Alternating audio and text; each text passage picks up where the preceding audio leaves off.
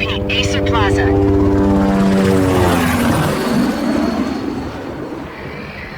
Shots fired on the rooftop. An assault in progress at Acer Plaza. Repeat, an assault in progress.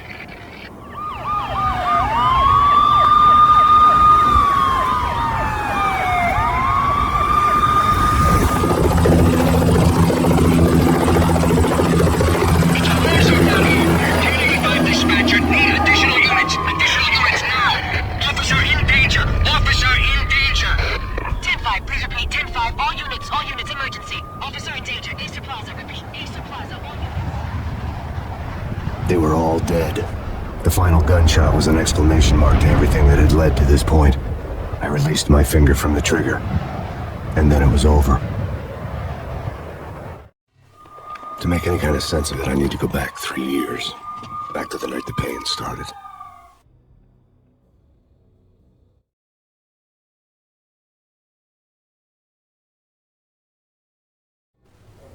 I was still in the force back then. NYPD, Manhattan, Midtown North Precinct, Hell's Kitchen. So when are you coming to work for me, Detective Payne? You'd make me work undercover in some hellhole. Sorry, Alex. Michelle and the baby come first. See? My last smoke. It's bad for the baby. That's you, Max. A regular Boy Scout. See, Alex. Still on for poker Thursday night, right? Like taking candy from a baby. Life was good. The sun setting on a sweet summer's day. The smell of freshly mowed lawns. The sounds of children playing. A house across the river on the Jersey side. Beautiful wife and a baby girl. The American dream come true. Honey, I'm home. But dreams have a nasty habit of going bad when you're not looking. The sun went down with practiced bravado. Twilight crawled across the sky, laden with foreboding.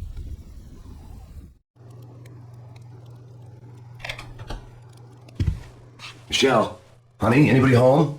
I didn't like the way the show started. They'd given me the best seat in the house, front row center. What the hell? Something ugly had been tattooed on the wall. A map of things to come. It was a poison syringe, a magic tag full of diabolical meanings.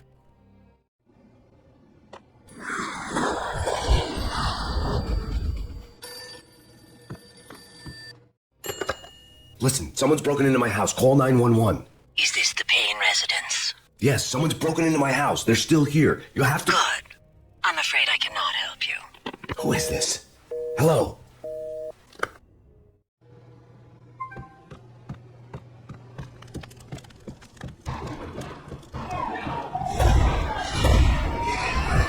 Michelle!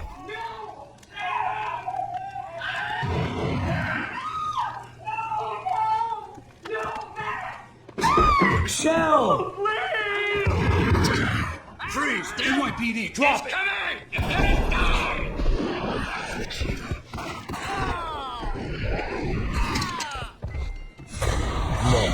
No, please God, no.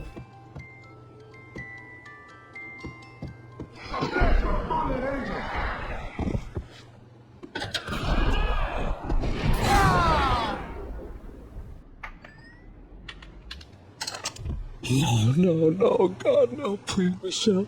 Oh, baby.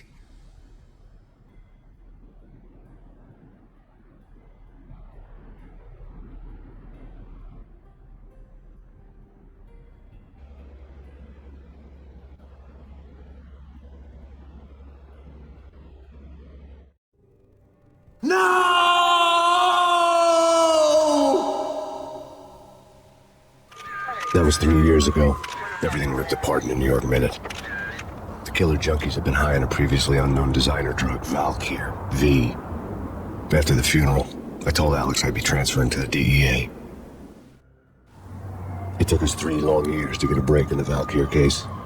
Then, finally, 2 months ago, a dime dropper tipped us off that Jack Lupino, a mob boss in the Punchinello crime family, was trafficking. I went undercover, infiltrated the worst mafia family in New York.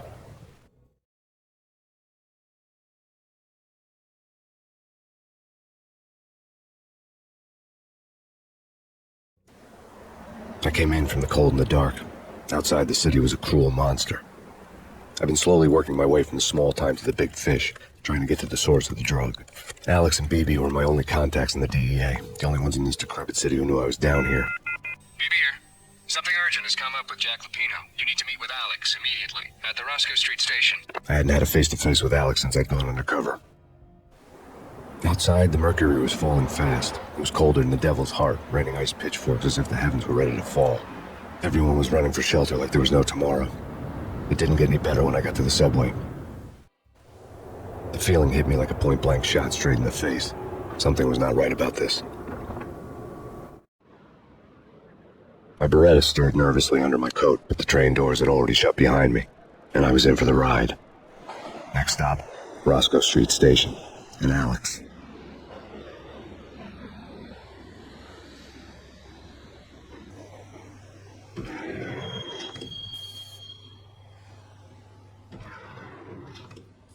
The station was drenched in gloom. Alex was a ghost, nowhere to be seen. I'd have to look for him.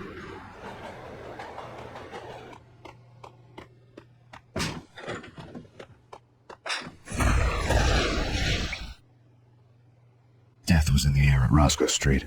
I'd have to find Alex fast.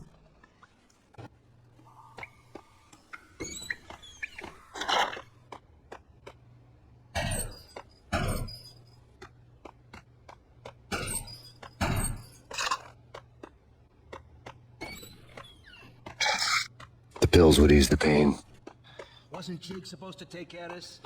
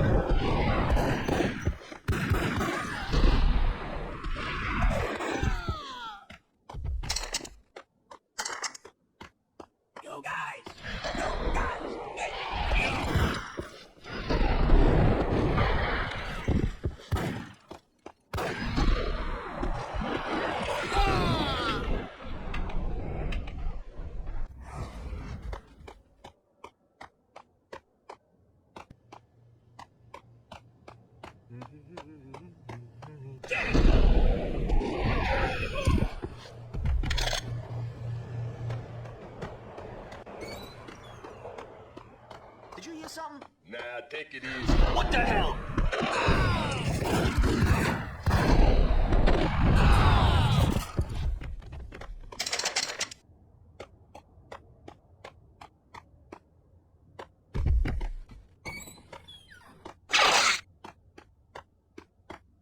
While looking for Alex, I had ended up in the middle of a big-time crime operation.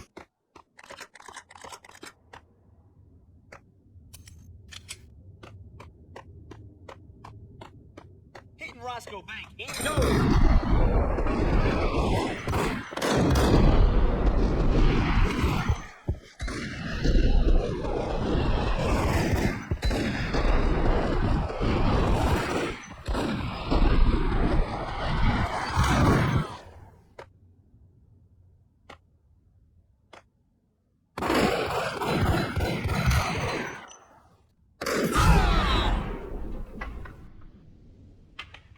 The gate was locked.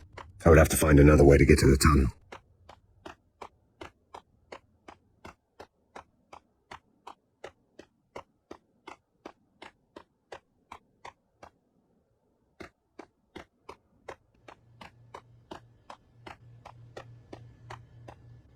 Kiss it goodbye.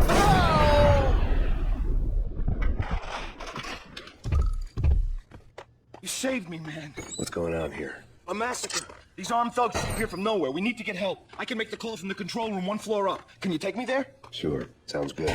Follow me.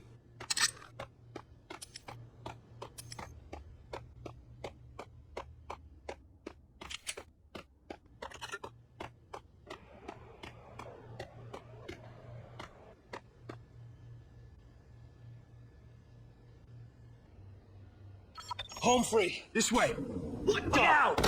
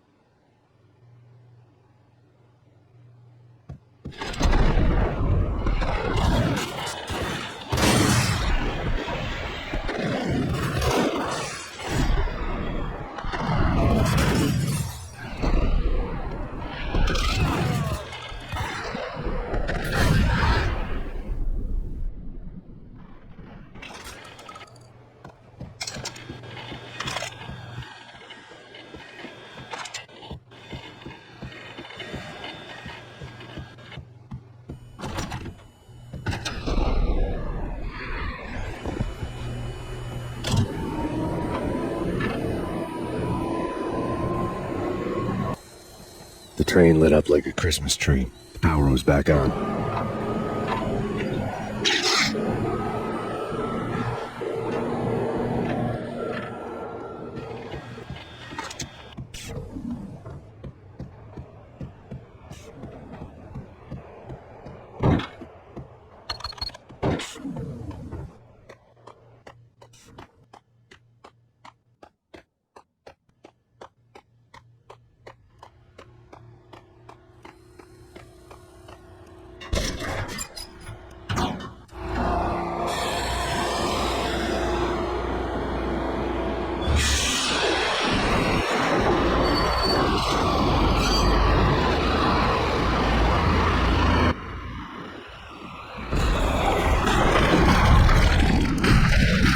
So much for being subtle.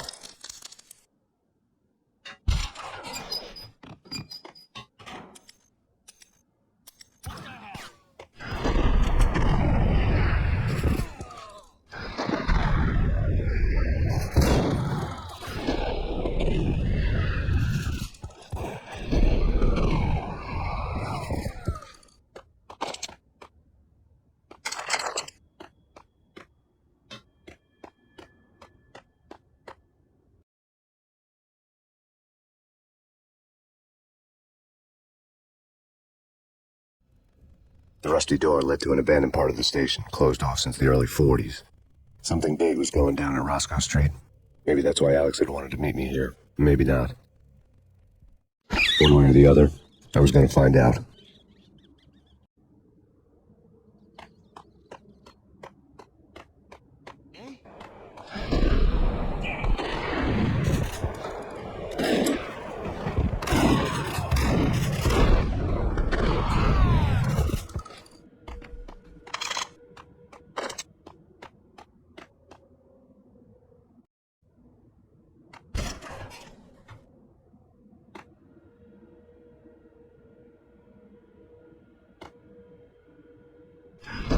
What the?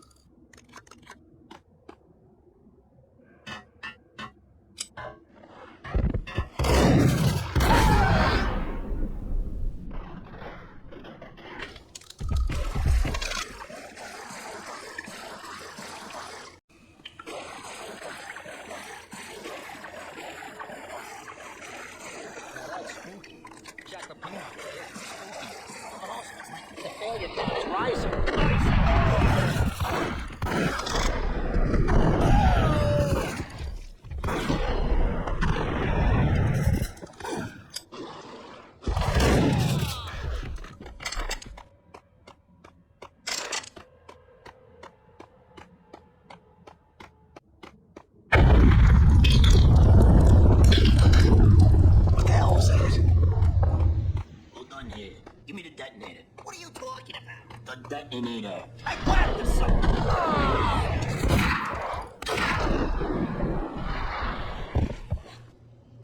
Buy some!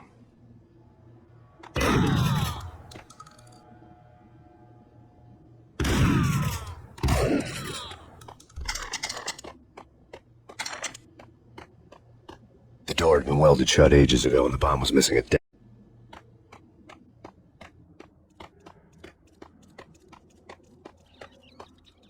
Okay, fellas. The police are on their way. New York's finest are gonna be here, sir.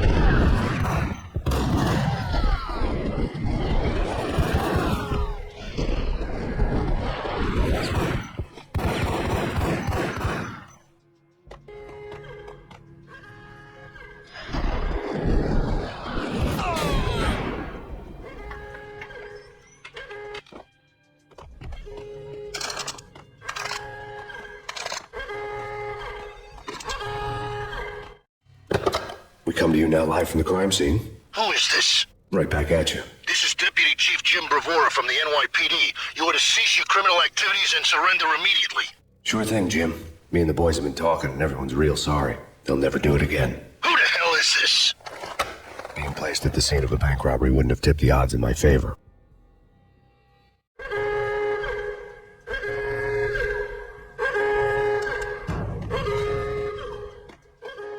The bank robber's score lay on the table. The bank robbers have been after Acer Corporation bonds. The Acer success story had recently been on every channel and on the cover of every magazine.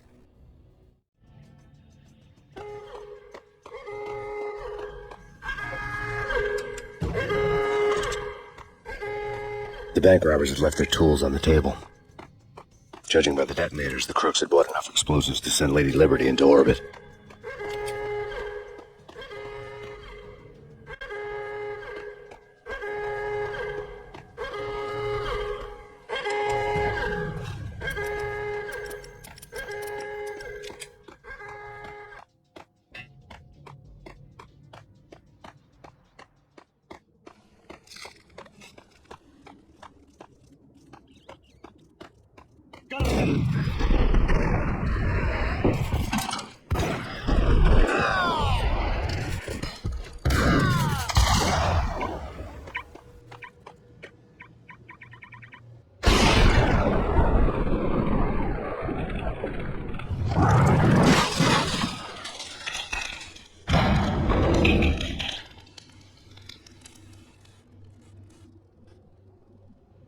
Hold it! Max! Jesus, you almost gave me a heart attack! I nearly shot you! Alex, I'm glad to see you. What the hell's going on? There are more corpses here than at the city morgue. It's an armed robbery. A tunnel job straight to the Roscoe Bank vault through the old station wall. Is this why? This is Lupino's gig? This is Lupino's doing? Lupino's men? Really? You sure know how to pick a place. Can you get through? No, it's locked. We gotta get out of here. If it's Lupino, it's... Alex? Alex! There was nothing I could do. He was dead. I could tell by the empty, accusing stare of his eyes.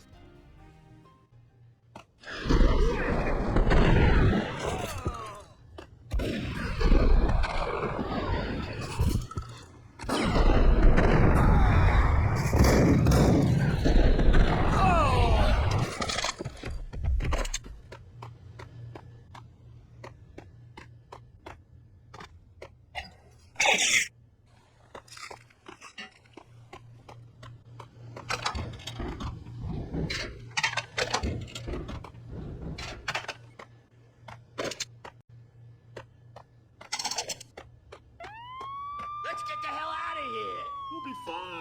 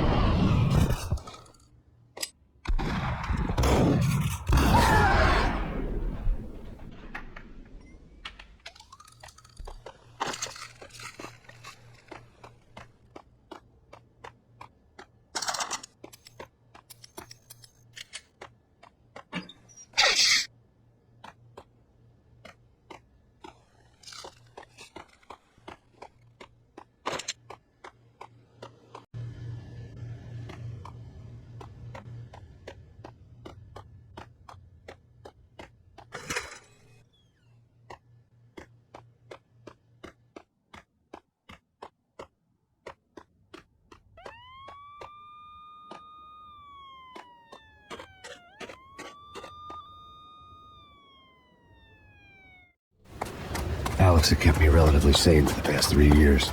Now I didn't know how I felt. Somehow he had stumbled upon something big and ended up stepping on Jack Lupino's toes.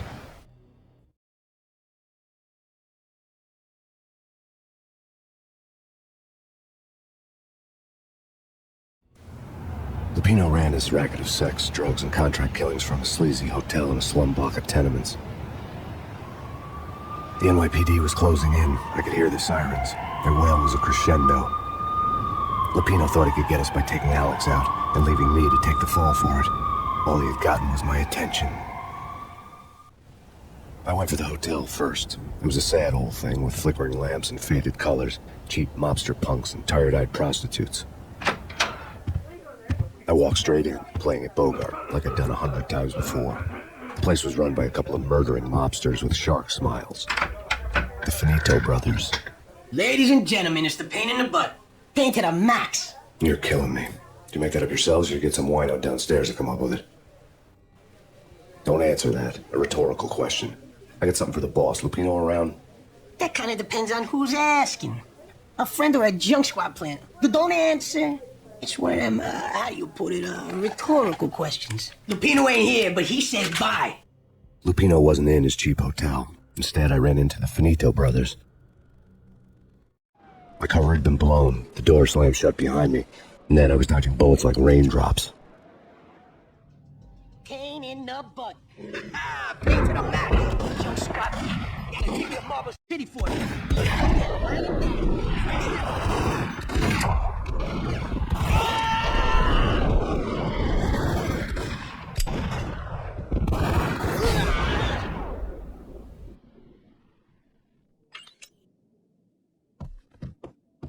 A letter on the desk caught my eye.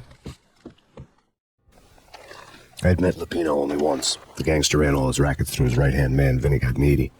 Gognitti was a high-strung whiner on the verge of breaking apart, like an overamped Energizer bunny. He had the brains to run the business, but he lacked the balls, always falling short, taking his frustration out on underage addicts and call girls. The V deal goes down at your hotel. Jack's exact words, quote, Vinny, you're in charge of this one, unquote. Rico Muerte's coming to see it through. Anything goes wrong and everybody's gonna get dead. Goes double for you. Treat this guy real good. Anything he wants, you give him. Don't screw this up or you're finito, finitos. A V deal meant added security, locked doors, lots of nervous thugs with itchy trigger fingers. I'd seen nothing coming in, but that didn't mean it hadn't been there. Rico Muerte was a regular Kaiser Soze, a spook story told to keep the apes in line. 313. The Finitos had scribbled Muerte's room number on the note's margin. Bosses! Everything all right? Bosses!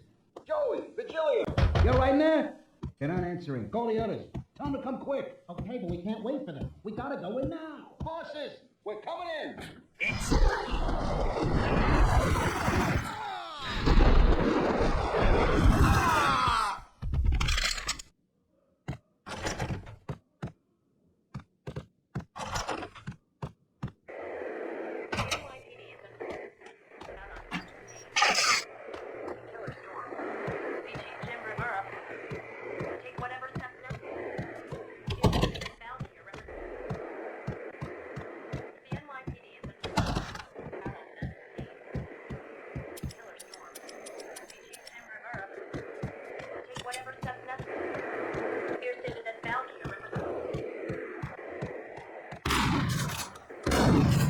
Getting out was not going to be easy. The staircase was locked and the elevator had been busted for a decade or more.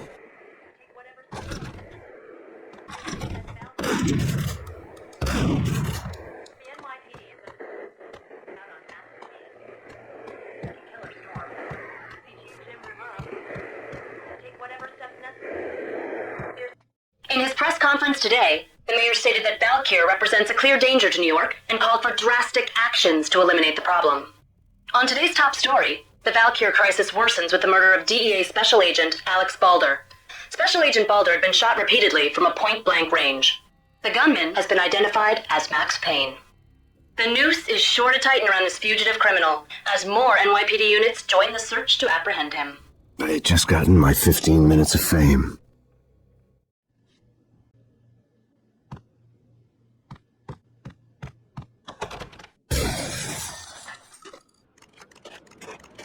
Yeah, something's wrong with the bosses. Payne's there and they're not answering. Hold it!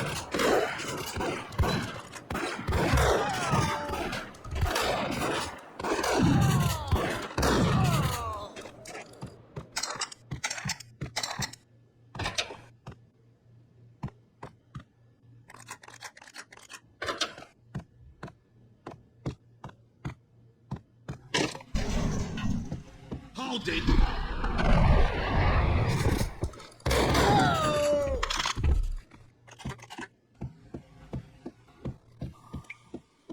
Previously on Lords and Ladies. Okay, Valentine asks for opinions. Thank you, Lawrence. My lady. My lord. And now, an all-new episode of Lords and Ladies, brought to you in part by Acer Corporation.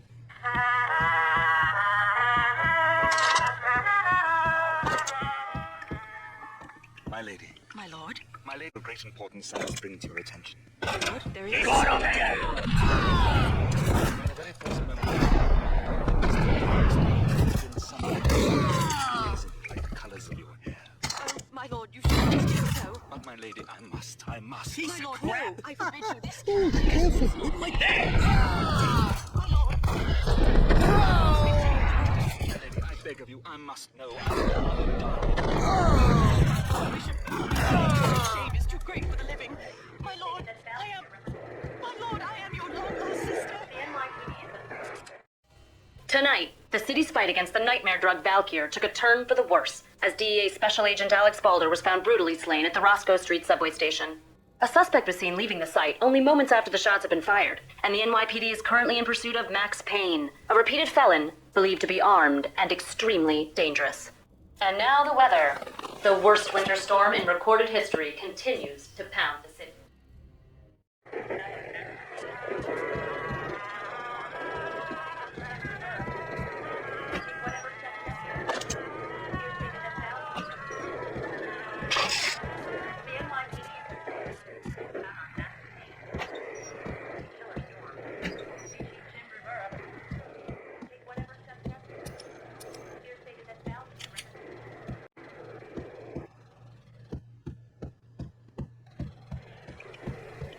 V-head junkies could go off without a warning. They had to be careful.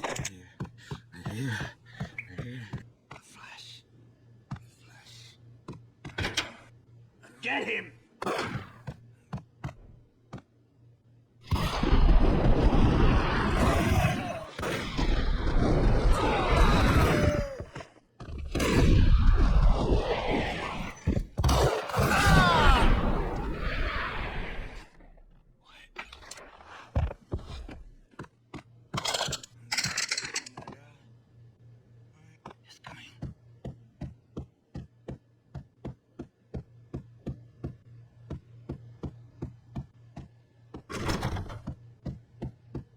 I found Muerte's room.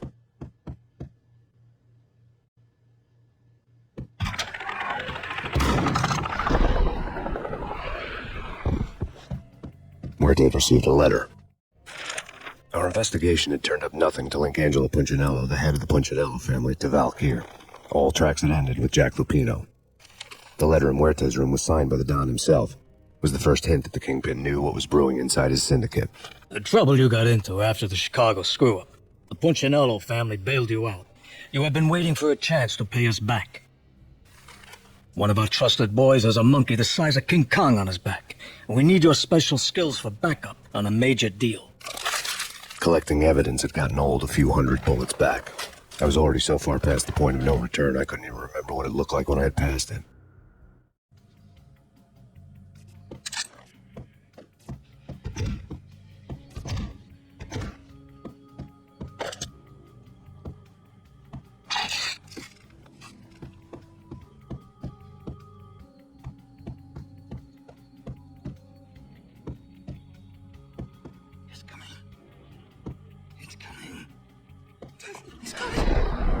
Hey, yeah!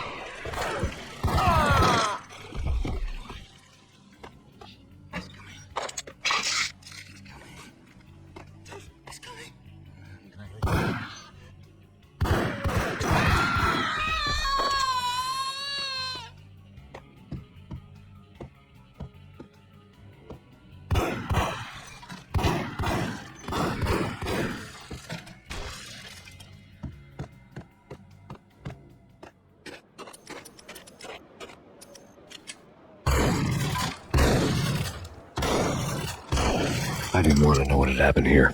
It was not a pretty sight.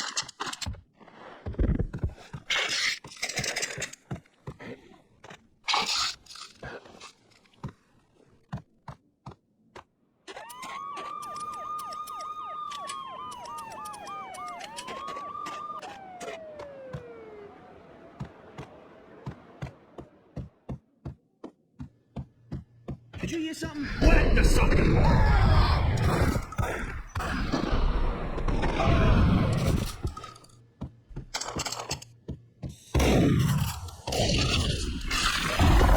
Hold it! Told you. God damn! I thought it was a bomb for sure. Nah, the Russian wouldn't get it. This has been waiting. Hey!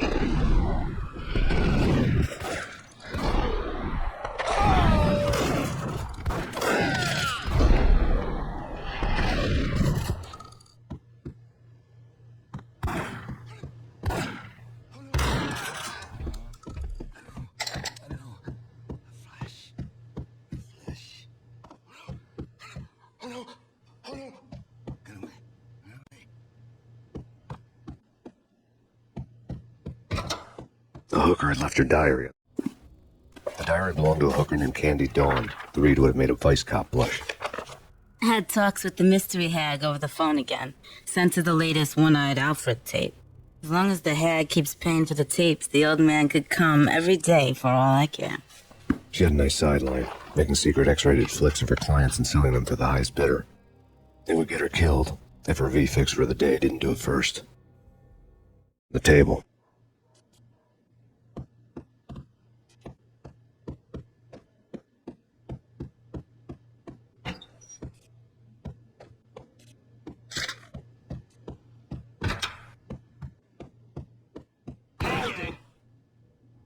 Tim, go get him. No, wait, you go get him. You go and get him.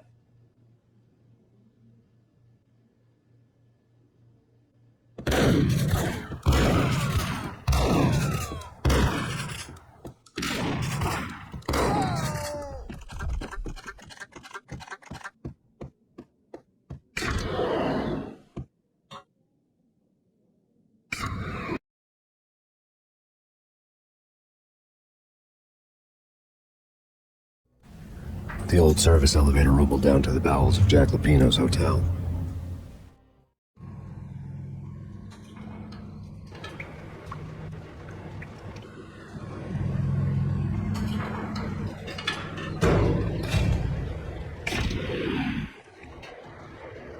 It was freaking crazy.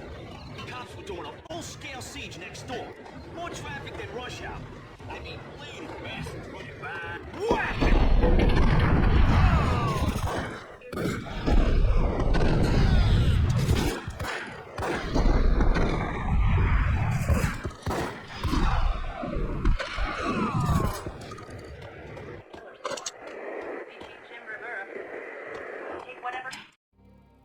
A winter storm warning is in effect in the whole tri-state area, as both freezing rain and heavy snowfall continue. Many roadways are already closed, and people are advised to stay indoors. The severe blizzard has ravaged New York for 3 days now, with no end in sight. We had been snowed from the start in the Valkyr case. The forecast said there was plenty more where that had come from. But the snowbound city was on my side. Less chance of innocent bystanders getting caught in the crossfire.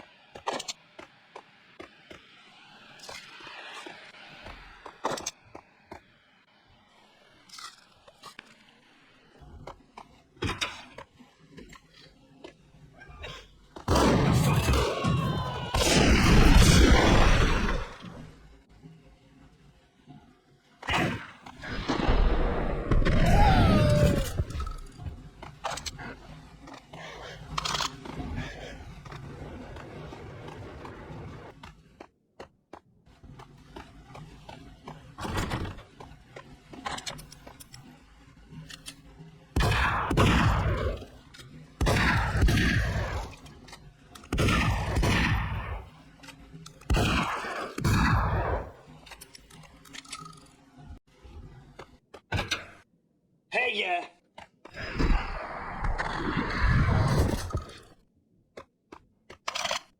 Exhibit number 1, a newspaper.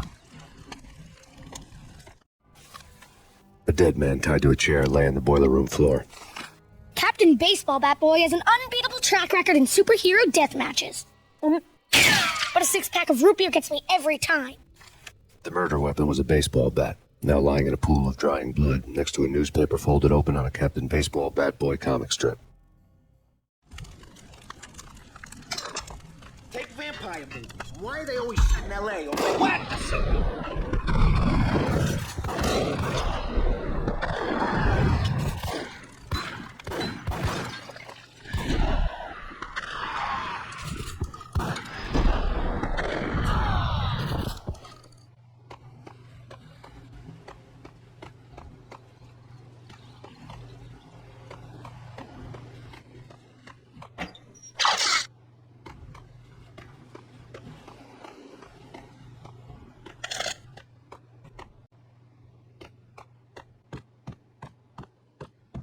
Here with the guns. Trust me, you don't want to piss Muerte off. Gentlemen, let's do business.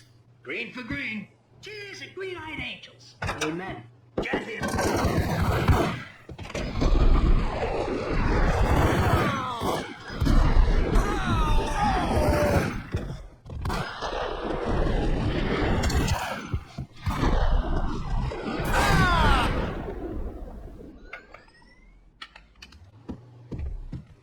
A lifetime ago, this would have gone down as a narcotics arrest.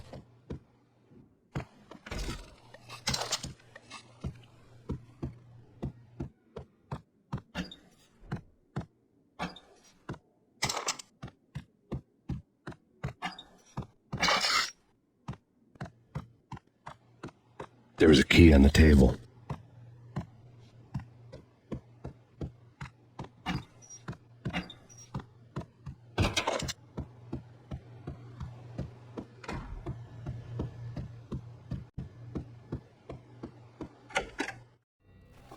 Two mad dog killers, ready to murder each other. They step into the next room, and I'm thinking, now they're gonna do it. But no.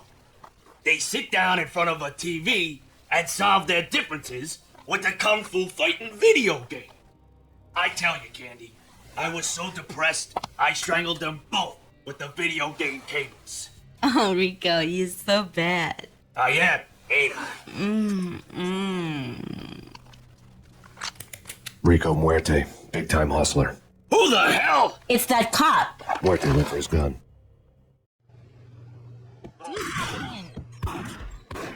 There he is.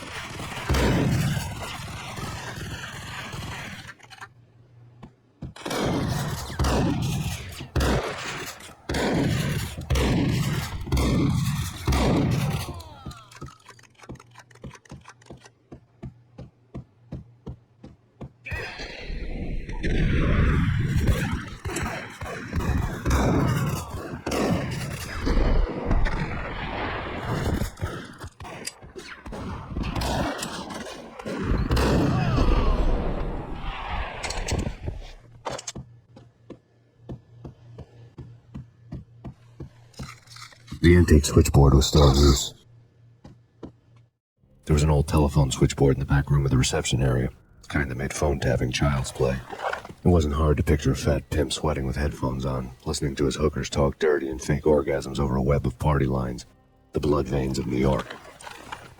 Right now, there was a different set of moans and groans going on. Boss, Conidi, that's Max Payne. He came, started capping us. He killed...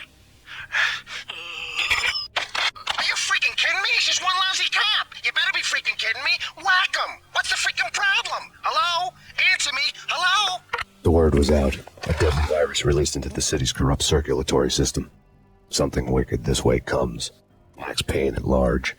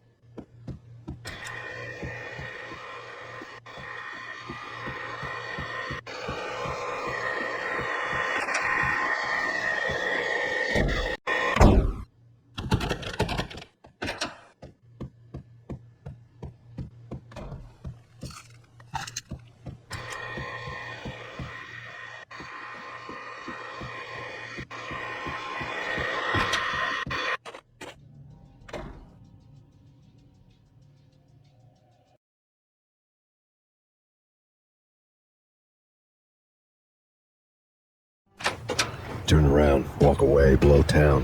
That would have been the smart thing to do. Guess I wasn't that smart. Lupino's tenement buildings were a seedy hangout for all kinds of sleaze. A liquor store, a pawn shop, a laundromat full of mobster bookies and loan sharks. The list went on. The how and why of it was a mystery to me, but they knew I was a cop. They knew I was coming, and they were going to get real trigger-happy about it. I got to see Lupino's hangout all lit up. A bomb went off, turning snow into liquid gold. The pillar of fire lifted the remains of a car straight up into the air. The flames were highlighted on the hood of a black Mercedes-Benz as it coasted down the street real slow, as if the driver didn't have a worry in the world. I got a good look at the man riding shotgun. It was Vladimir, the head of the local Russian mob, the fly in Don Punchinello's suit. The ringing in my ears was the sound of a mob war being waged.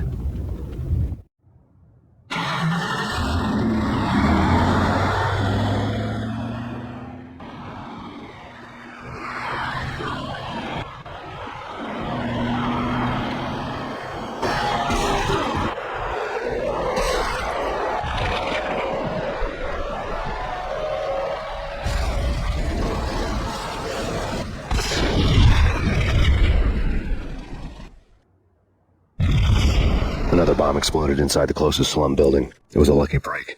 The goons inside were spooked, but luck always came with a price tag. More bombs could still be ticking inside, and the cops would already be on their way. Jack Lupino's suite was on the top floor. At least it used to be, before the explosive makeover.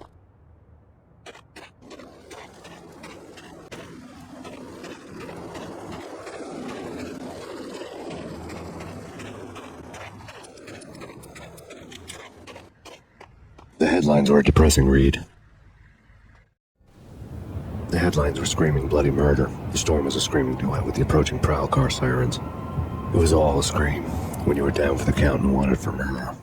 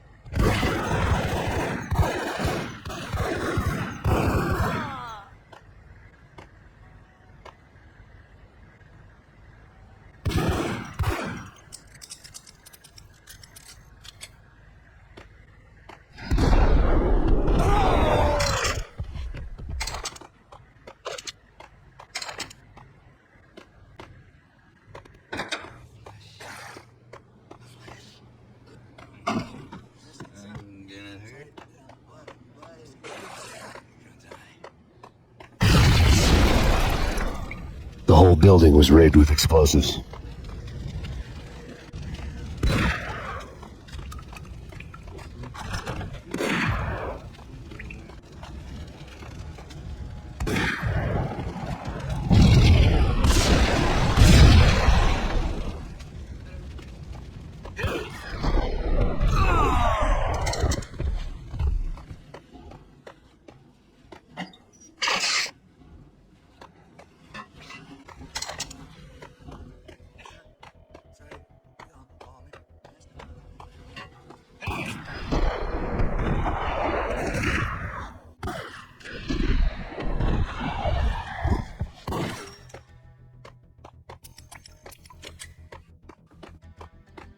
What the hell?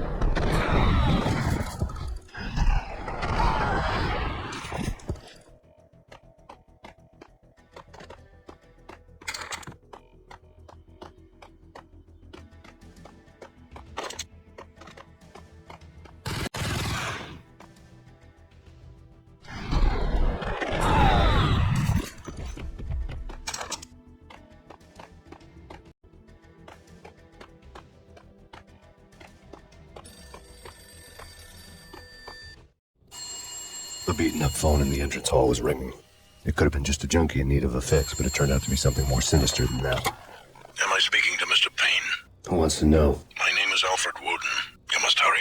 The police are on their way. Tell me something I don't know. They know you're there. How?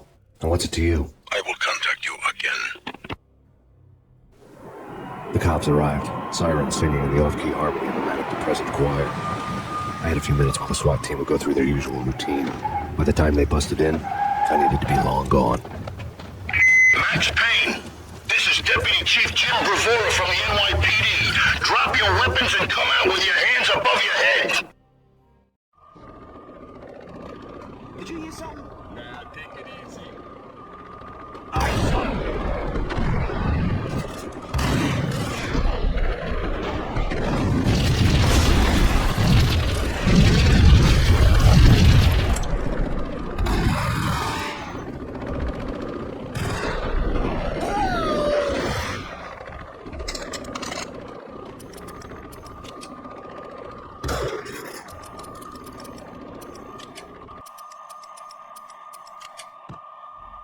Someone had left a letter on the counter.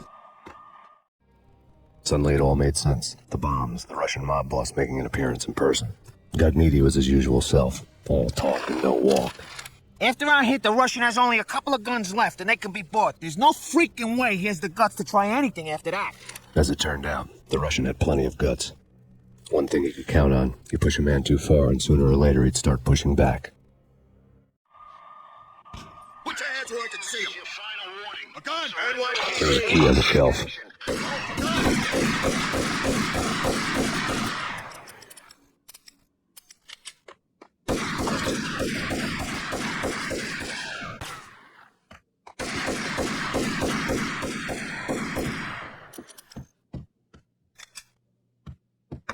What the hell?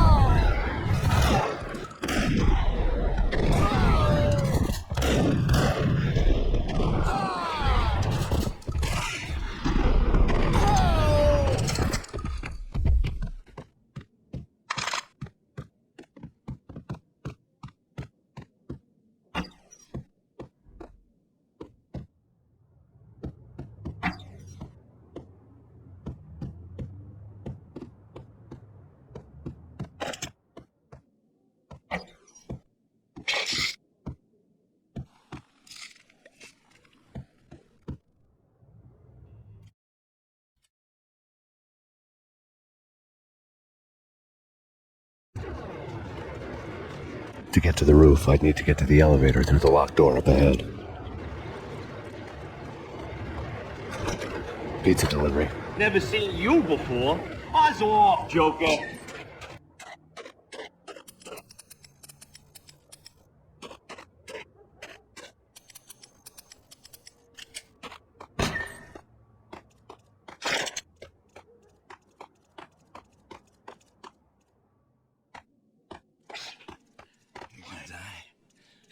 You're gonna die. You're gonna die. Shut up. You're gonna die.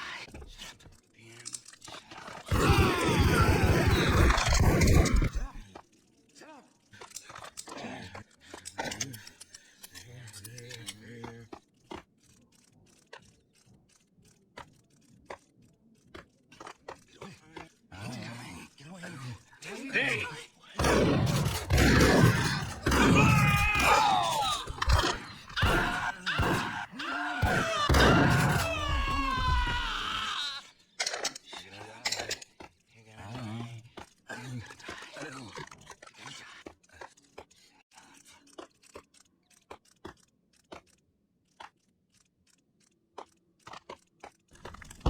No, don't shoot. You know the clowns at the laundry? Me? No. You're no good to me then. What? No, the laundry, yeah. I know him, yeah. Get me in there. Okay. Get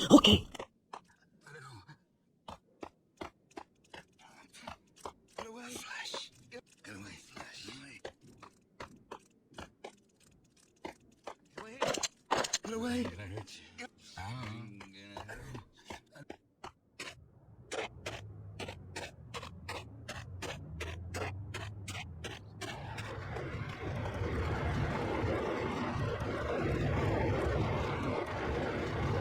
It's me. Open up. Let me in, quick. Not so fast.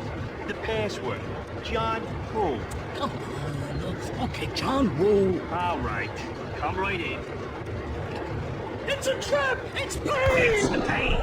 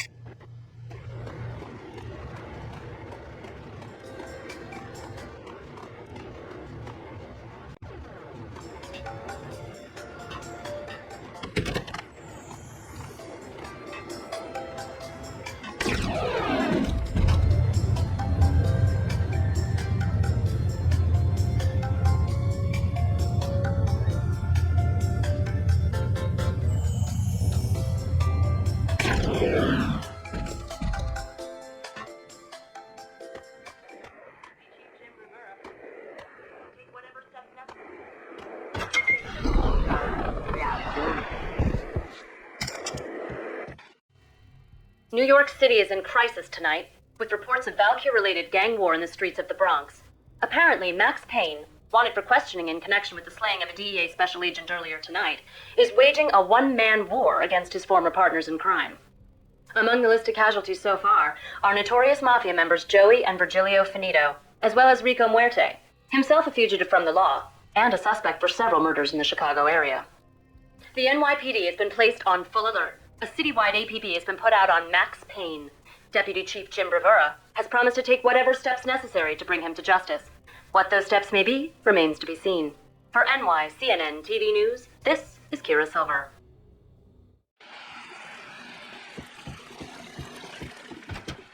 Hey!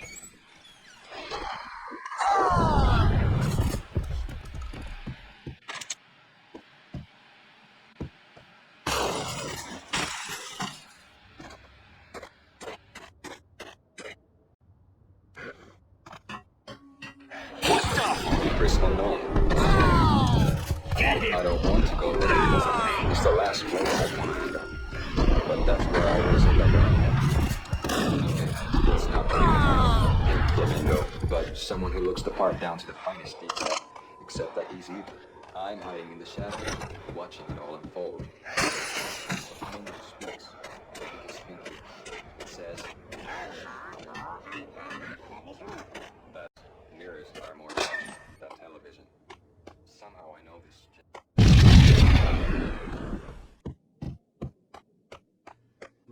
Red, blue, or green? It's always red or blue in the movies. So?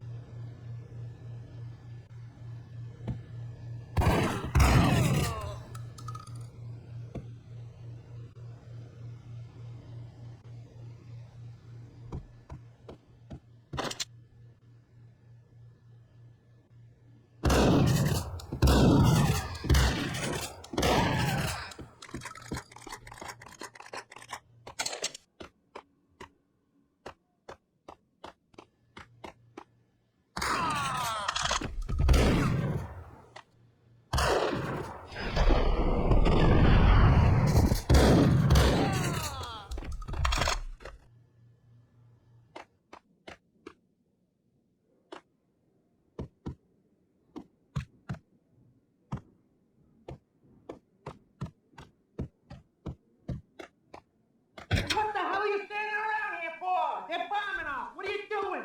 You're doing nothing. What are you doing? This is war. Freaking war.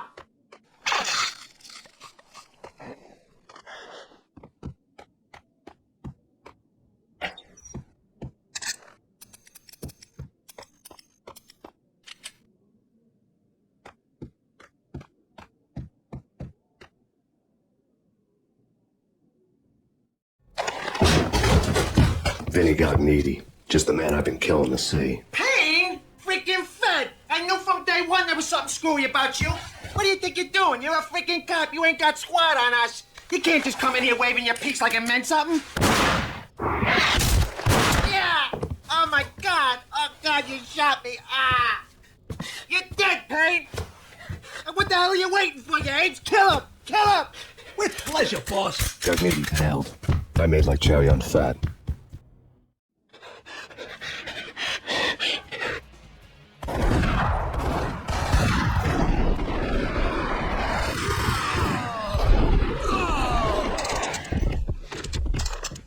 A crumpled letter lay on Gugneedy's desk. The letter was addressed to Don Punchinello, but Vinny had never had the nerve to finish it. Jack's gone voodoo. Just the other night, he shot Dino because he wanted to see what his brains looked like splattered on the wall. He's a freaking mad dog. We're running out of men and business fast. Gugneedy had been living in mortal fear of his boss. Jack Lupino was a psycho.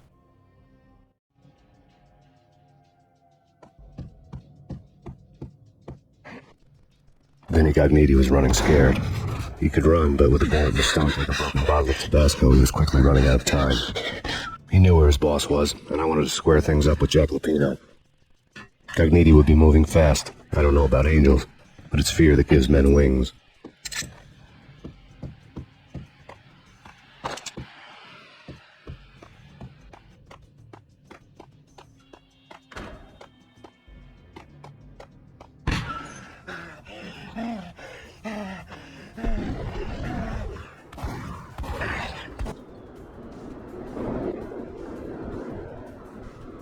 Gugneedy hitched a ride.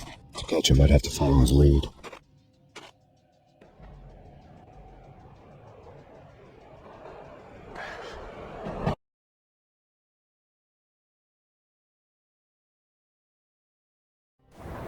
This was my second train ride of the night. The way it started didn't promise anything better than the last one.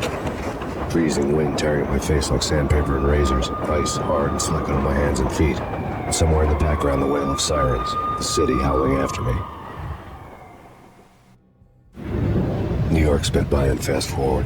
Dark rooftop water towers and a dead forest of antennas and chimneys, all a blur. When the train he was riding slowed down, Gugneedy made his move.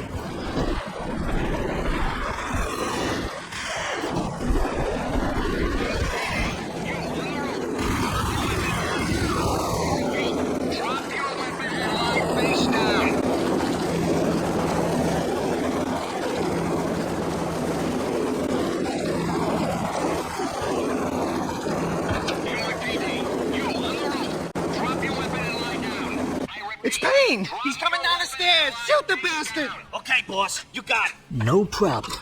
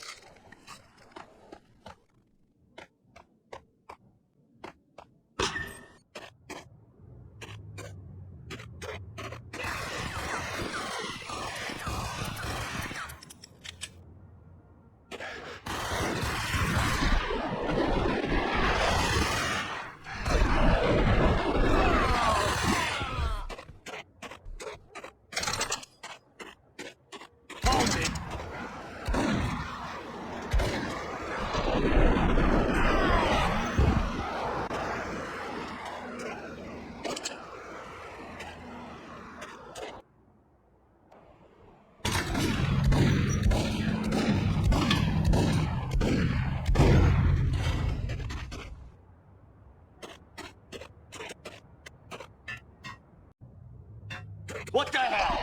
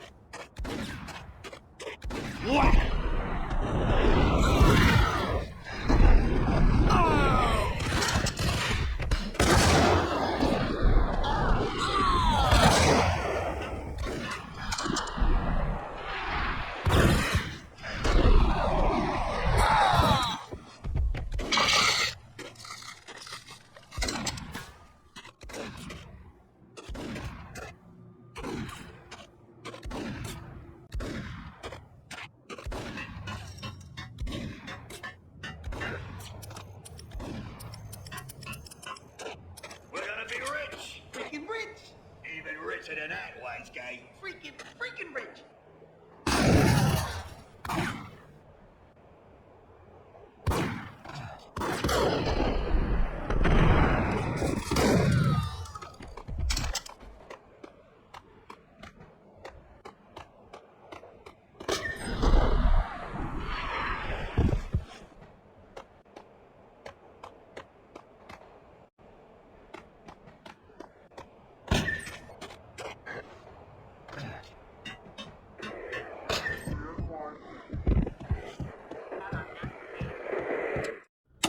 Max Payne has nowhere left to go. We are very close to capturing him. You'll get a full statement then. Right now, I've got better things to do, ma'am. That was Deputy Chief Jim Rivera from the NYPD with no further comment at this time. Apart from his suspicious food habits, I figured Bravour to be one of the good guys. Fate had just dropped us on different sides in these. But when it came to capturing me, he was way out of his league. I'd already ditched the cops a couple of rooftops back. For now.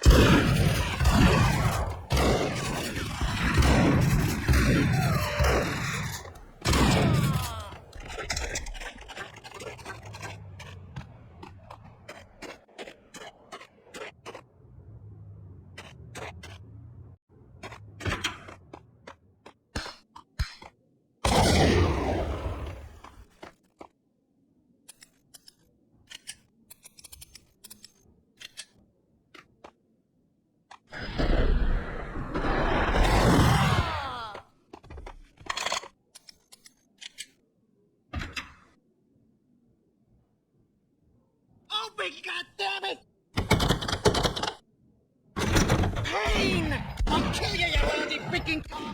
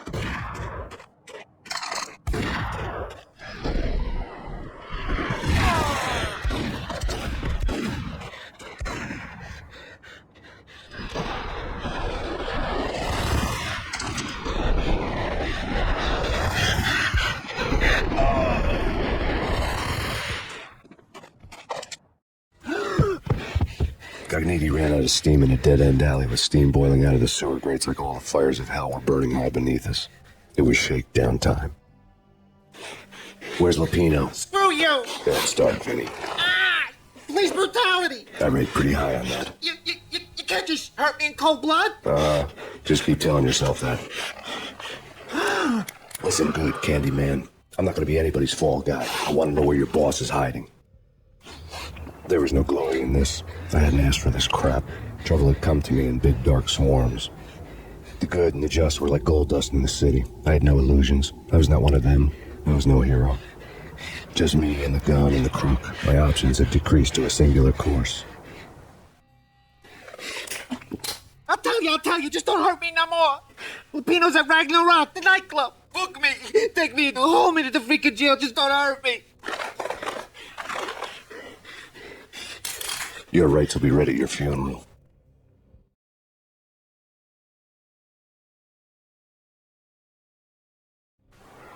Ragnarök was Lupino's private nightclub, a den of drugs built into an old theater. I knew what waited inside. V-head junkies ready to explode in random acts of senseless violence, and Lupino's goon squad, the worst stone-cold killers this side of hell. Ragnarök was as inviting as a headache, flickering and flashing to a machine gun beat. The belly of the nightclub was a gothic theme park that began with bondage games and led to the nasty stuff from there. As subtle with its dark message as a cop killer bullet through the heart. Like father, like son. Just like Jack Lupino.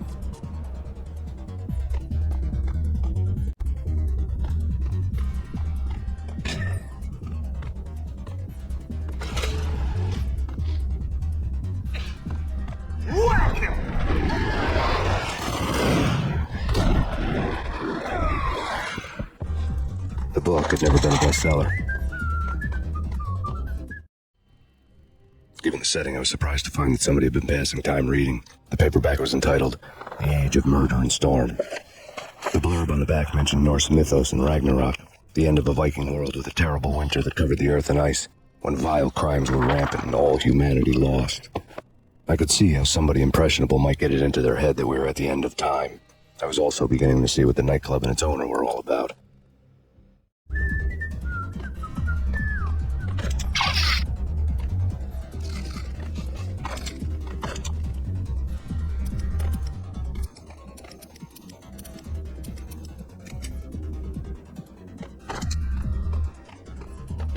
There he is!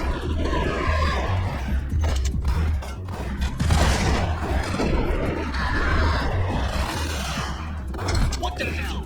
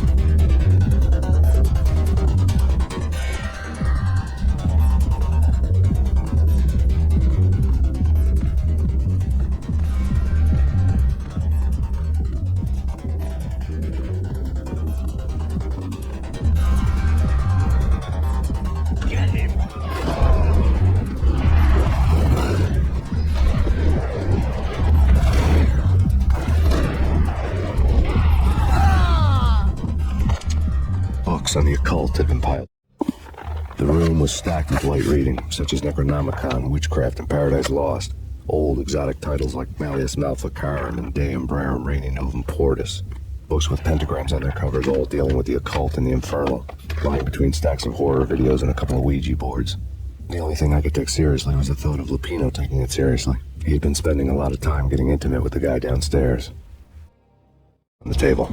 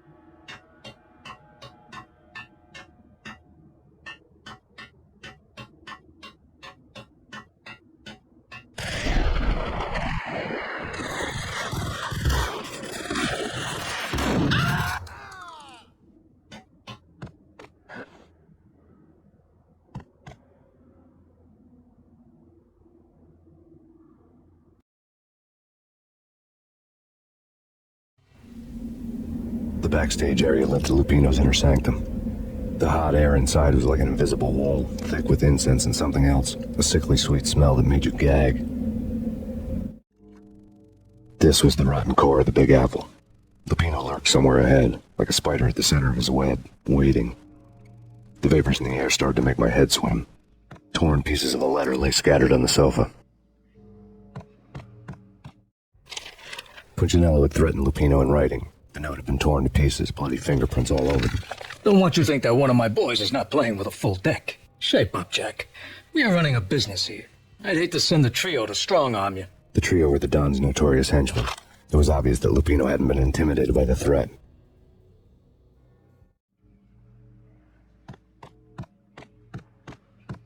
The flesh of fallen angels! Come to me all! Astaroth, Beelzebub, Asmodeus, Baphomet, Lucifer, Loki, Satan, Cthulhu, Lilith, Ella! Blood to you all!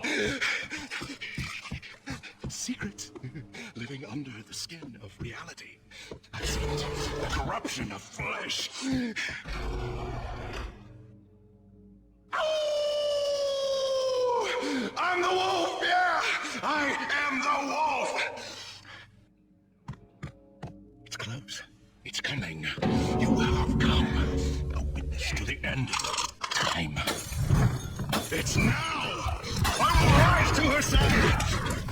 I don't need the words! I am the words!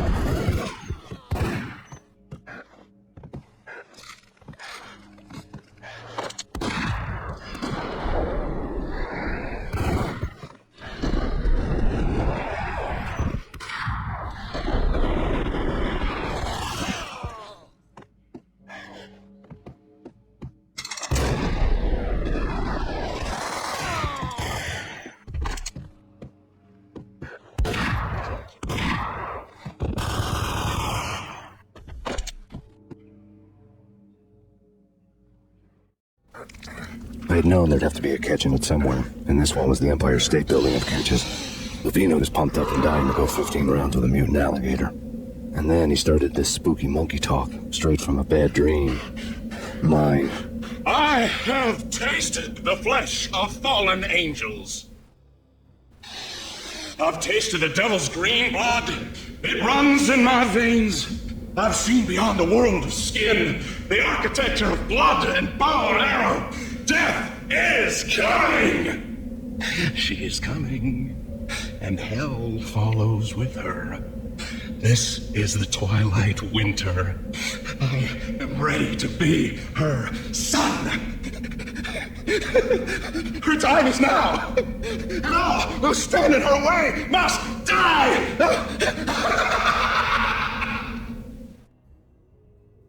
Die! You'll die! You'll die! Now!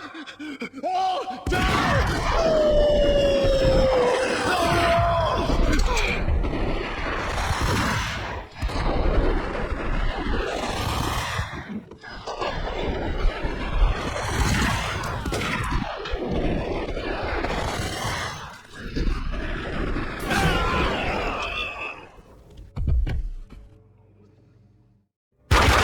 When Pino finally went down, I wanted to make real sure he'd stay that way.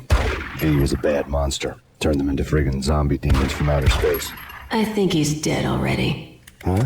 And that's when it happened. But dead or not, you've got the wrong guy. In stepped this knockout femme fatale holding a gun to my face. I returned the favor.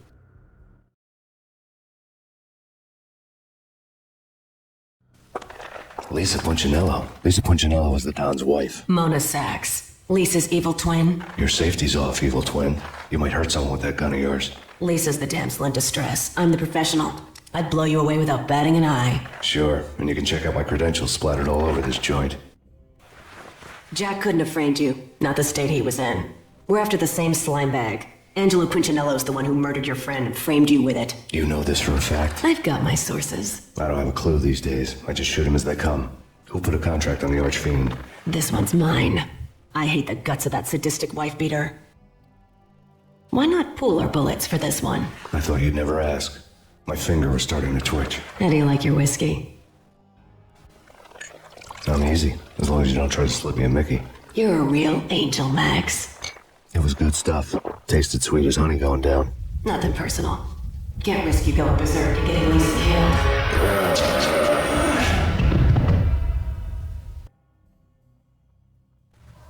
The nightmare was always the same. Violent shapes moving in darkness, old and ugly. The killer's mad laughter was a riddle filled with wicked innuendo. Somewhere, the baby was crying.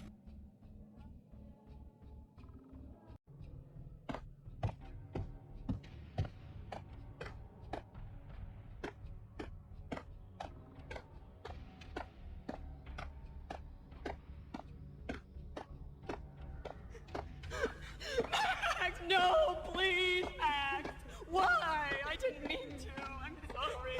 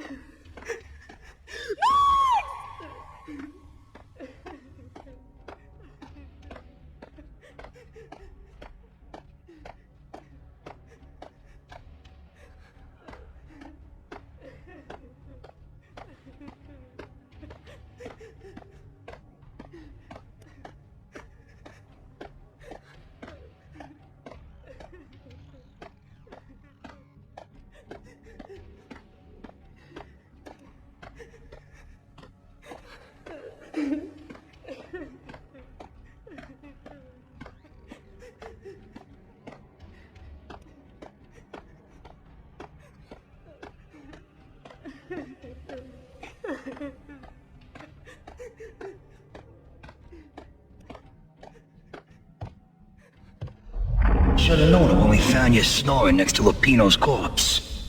A comedian, huh? The pictures were filled with good old times. Alex and I had a few moments of glory between us. Crime-fighting comrades, the best in NYPD DEA collaborative team. Good-hearted macho bullshit like that. I would have given anything to have him here as my backup. No such luck. No luck at all.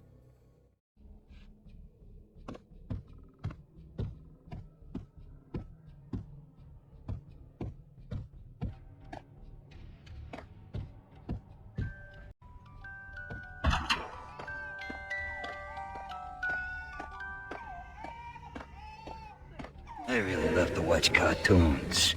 Captain Baseball Bat Boy's my favorite.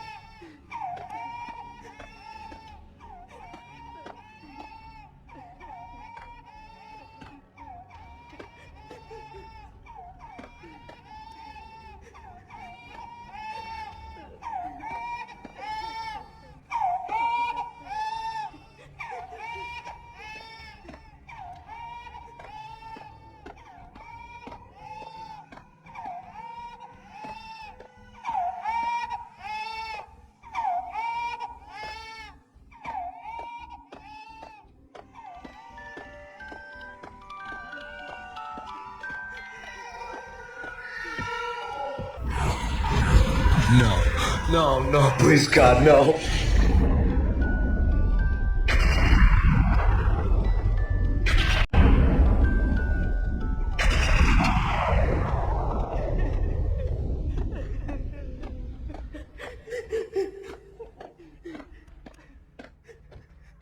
Slice them, dice them, shoot them full of holes, blow them to bits, vaporize them, disintegrate them. No matter what you do, they'll still be back good as new. Michelle's diary lay on the table. Max, no, please, Max. Why? I didn't mean to. I'm sorry.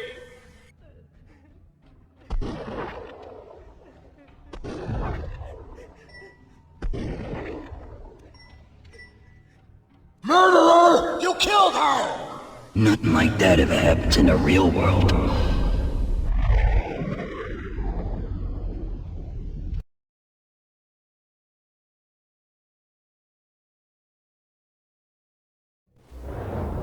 I woke up in a bad dream. My head felt 2 sizes too small for my brain. Max Payne. I envy your name. And the killer was smiling. Pleased to meet you. I'm Frankie the Bat Niagara. Niagara, as in you cry a lot? He had a baseball bat and I was tied to a chair. Pissing him off was the smart thing to do.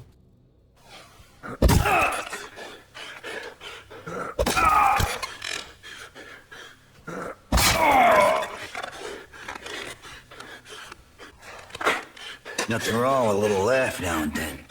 Take me, for example. I love to watch cartoons. Cartoon violence is a fascinating thing. Let's take a break. I need to take a leak and maybe grab a cold one at the bar. Don't worry. I'll be back to finish this off. And then, it's checkout time. You play, you pay, you bastard. He swaggered out, and the door clang shut behind him, locks clicking into place. Everyone makes mistakes. Mine hadn't been to crack jokes about the goon with the bat. He'd have cracked my skull regardless. It hadn't even been to trust a girl with a gun. I'd blindly gone after the first bad guy on my hit list when I should have been aiming further up the ladder, at the head of the Punchinello family. I couldn't bring myself to be pissed at Mona. Guess I had a soft spot for her pretty face. But when somebody decides to play baseball with your head, you tend to get sore. They had dragged me back to the basement of Lupino's hotel. I was beaten, bruised, and blue. I felt like the chair I'd broken to get free.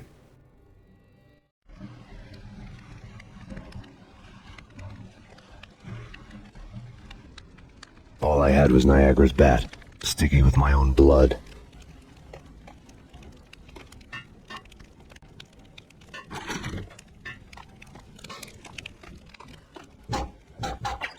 Without a gun, I'd be no match for Frankie's men. I'd have to play hide and seek with them.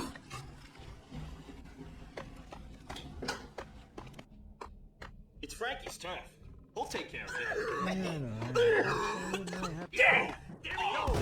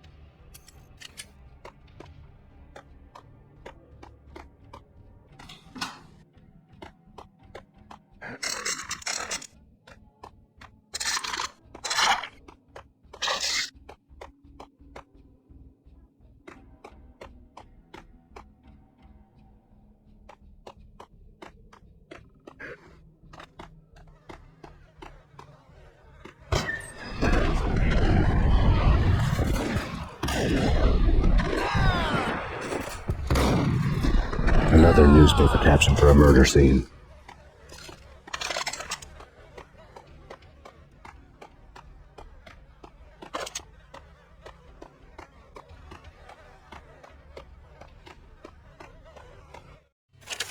Frankie had left his calling card, the Captain Baseball Bat Boy strip, next to a sewer passage filled with bodies. You'd better not mess with Captain Baseball, Bat Boy. Even my archenemy, Bicycle Helmet Girl, swoons at the sight of me. Aha! There were enough corpses to put a mass murderer to shame.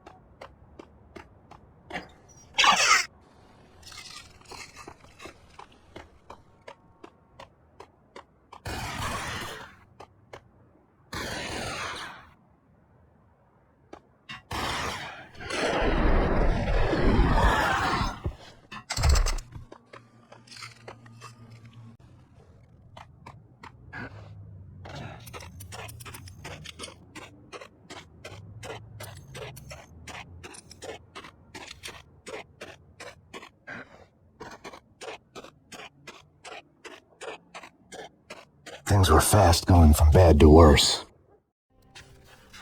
The men in blue had come and gone. They had decorated the place with chalk outlines and tied it together with yellow tape. The cops who had stayed behind were dead. Frankie, his boys, and I had the place all for ourselves. Just forget about it. Just forget about it. Hey, just forget about it. That crazy witch, you should have heard her. She was a real scream when the boys caught her trying to cap the Don. Oh, that's freaking bad. To the trio? That's even worse than what Frankie's doing to that poor bastard downstairs. She's gonna take a long time to die. The mobster muscle on the phone was talking about Mona. Punchinello's trio were nothing but bad news. There he is. More evidence that Punchinello didn't like me much.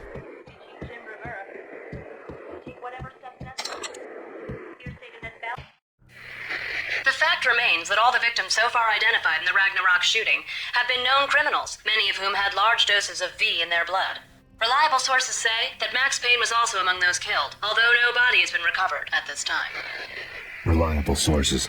That meant somebody thought the Mafia had me. Didn't want the cops snooping around anymore. The body would be delivered to them barely recognizable. Case closed. Don Punchinello had the power to be that reliable source, which was no news. But his news was old news. Framing me hadn't been enough. Don Punchinello had put a hit on me.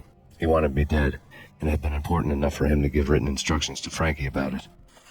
Max Payne should die like a dog for the trouble he's caused. Frankie, I know I can trust you to give this matter the dedication it needs.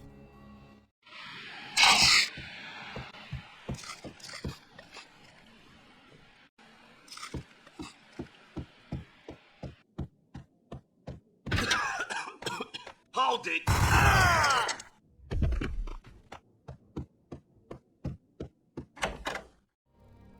The hotel bar was fast developing quite a history. True to his words, Frankie was there, having a beer. Jesus Christ. How the hell did you get loose? Got bored waiting. Thought, what the hell, we could just as well finish this here. Fine by me. This works out just as well.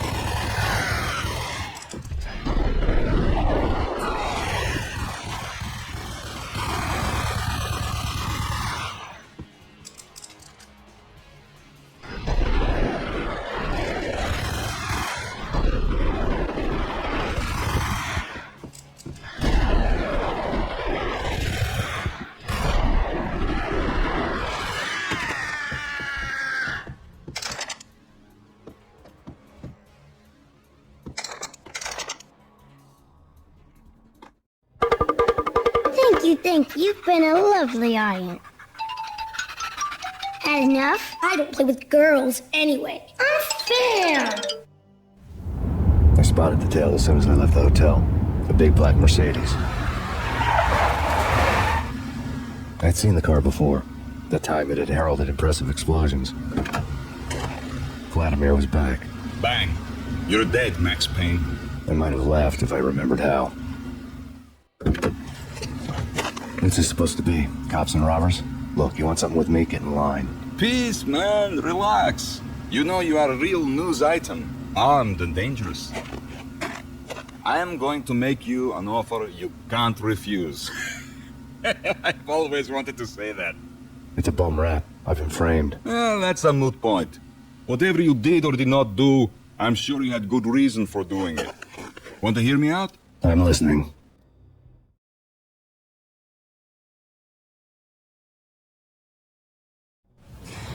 Punchinello messing with V is bad for business all around.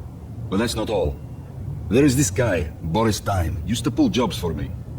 He's the captain of the cargo ship Charon. Now the bastard turncoat has gone over to the other side, Punchinello's. The ship's loaded with high-res hardware, guns, my business. If Punchinello gets hold of that cargo, he's won and I have lost. And you'll have your work cut out for you. If you want to get to Punchinello, you'll need heavy-duty persuaders. I am just the man to get them for you. Change the ship back under my flag, maybe pop 2 in the traitor Dime's head while you're at it. You'll get enough guns to start the apocalypse. You in or out? Let's get this show on the road. Vladimir was one of those old-time bad guys with honor and morals, which made him almost one of the good guys. None of us was a saint. The Brooklyn riverfront was a maze of rusty containers, sharp bone cranes looming up from the snowstorm. On a night like this, you couldn't help but think of the dark army of dead men sleeping with the fishes, cement shoes in line. No minotaur lurked in this labyrinth, but somewhere out there, on the clanking deck of his...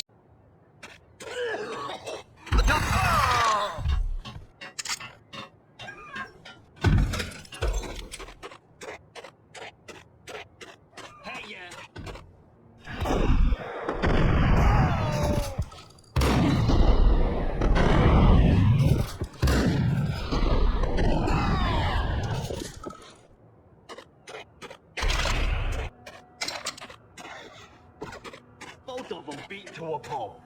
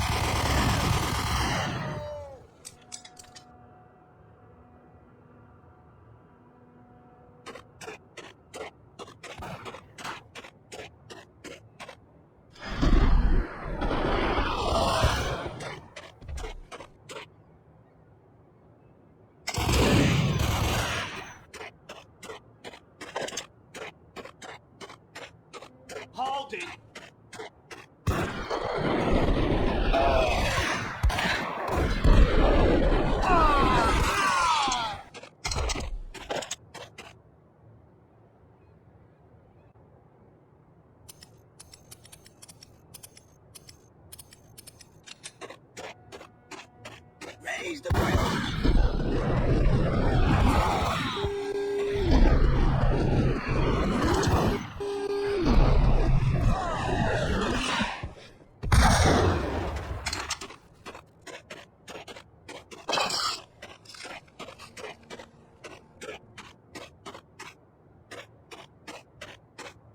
Oh, we go working. This way. In here.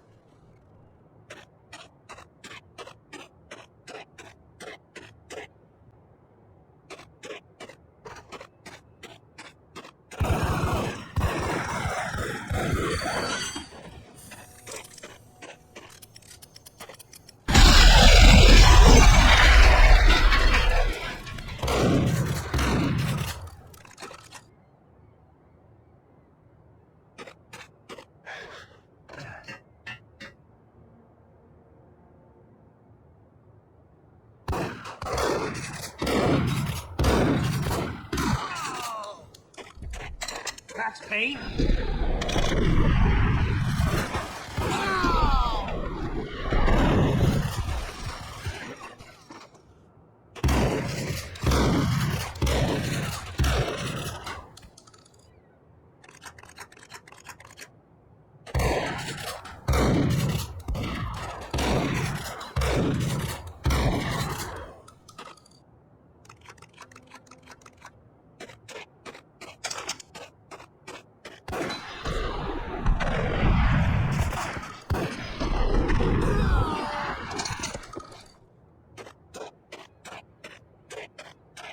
I doubted the letter was a receipt.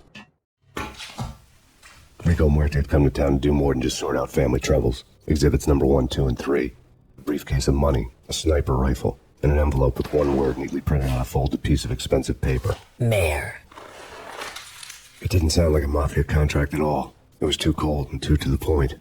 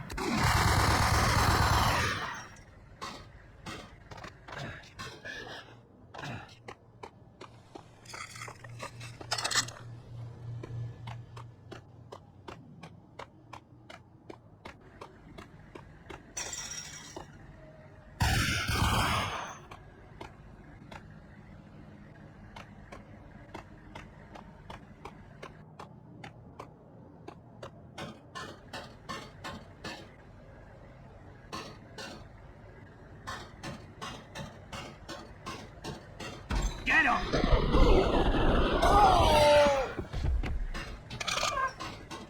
I had found Boris Dime's ship.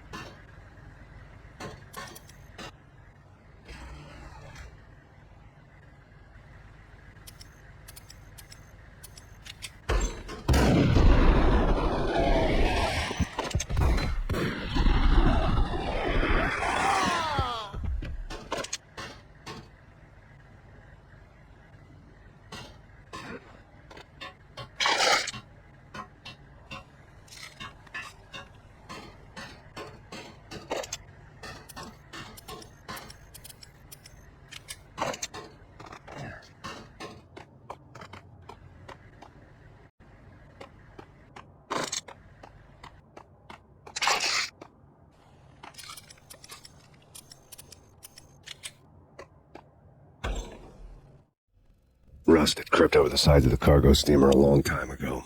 Boris Dime would be on board. I'd have to smoke half of his crew to even get near the gangplank. The guns were probably being kept in the hold, buried amidst the rats and oily water.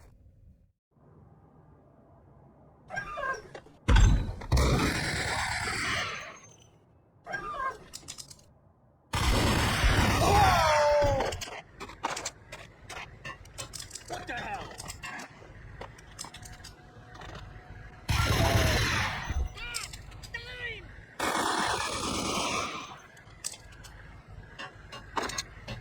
What the hell?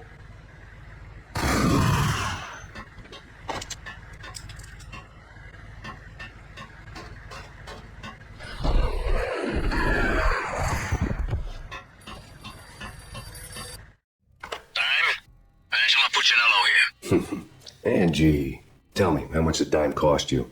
I bet it was more than his name. Max Payne! Right the first time. You're dead, punk! You sure you're not confusing me with Boris here? Well, you are right, of course. Pretty soon we should get together and have a talk. You son of a... Pissing Punchinello off was a dangerous game. But when people get mad, they make mistakes. I should know. That's where I wanted Punchinello, mad enough to trip over his own feet.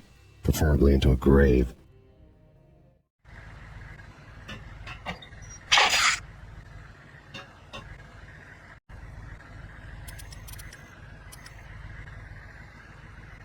Dime! Dime! Dime!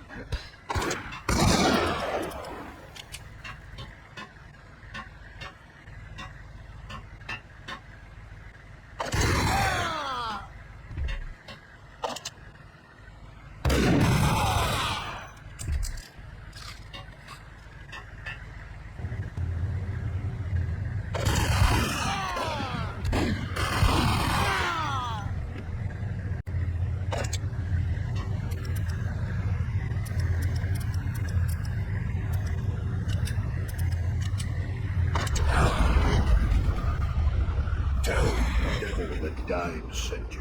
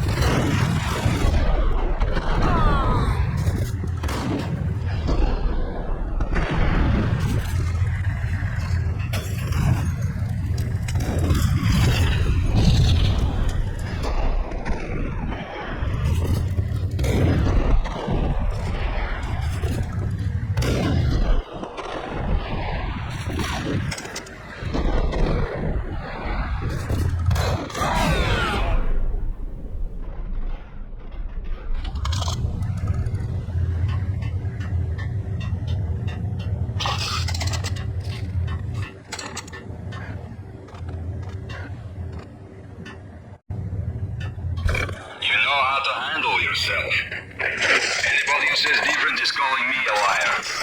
Glad to meet you here. Collect all the guns and ammo you want. Meet me on the bridge afterwards.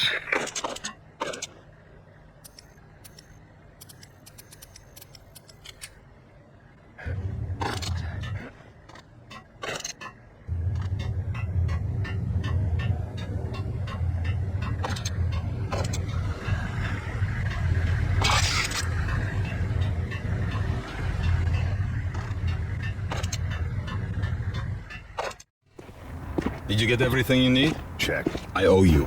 Anything you need. This is my solo. When I'm through, Punchinello won't be anybody's problem anymore. Clear as vodka.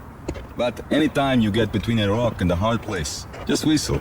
This could be the beginning of a beautiful friendship. You really get a bang out of this big-time gangster act, don't you?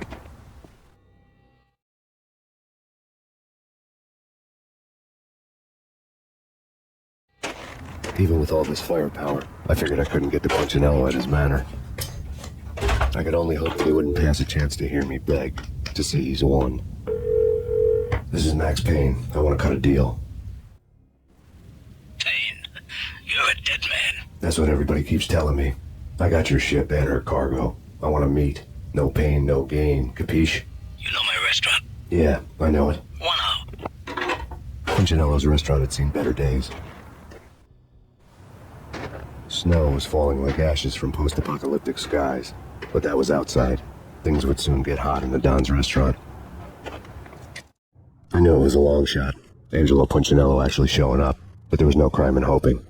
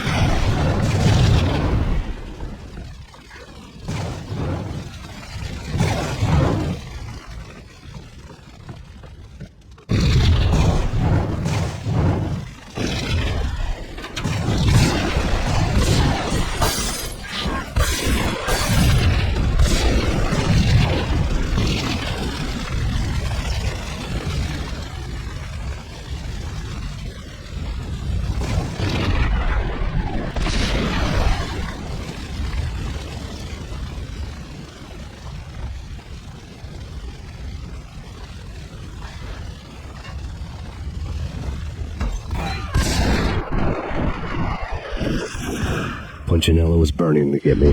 The feeling was mutual. He was trying to put out my flames with gasoline.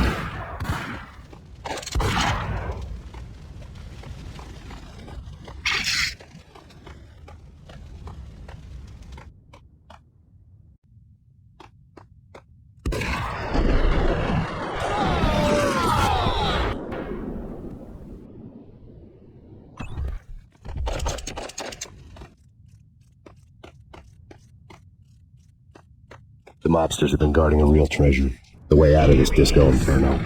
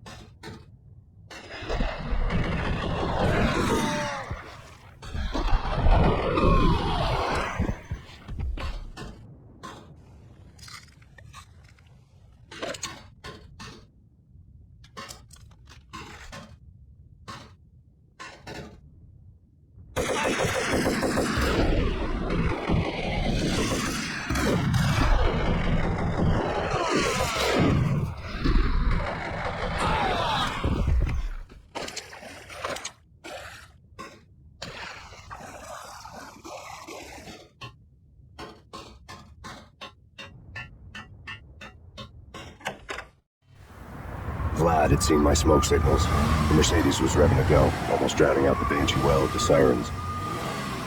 You coming? We'll drop you off at the Punchinello Manor. Sounds good to me. When this is over, look me up. I could use a professional like you. I'll keep that in mind.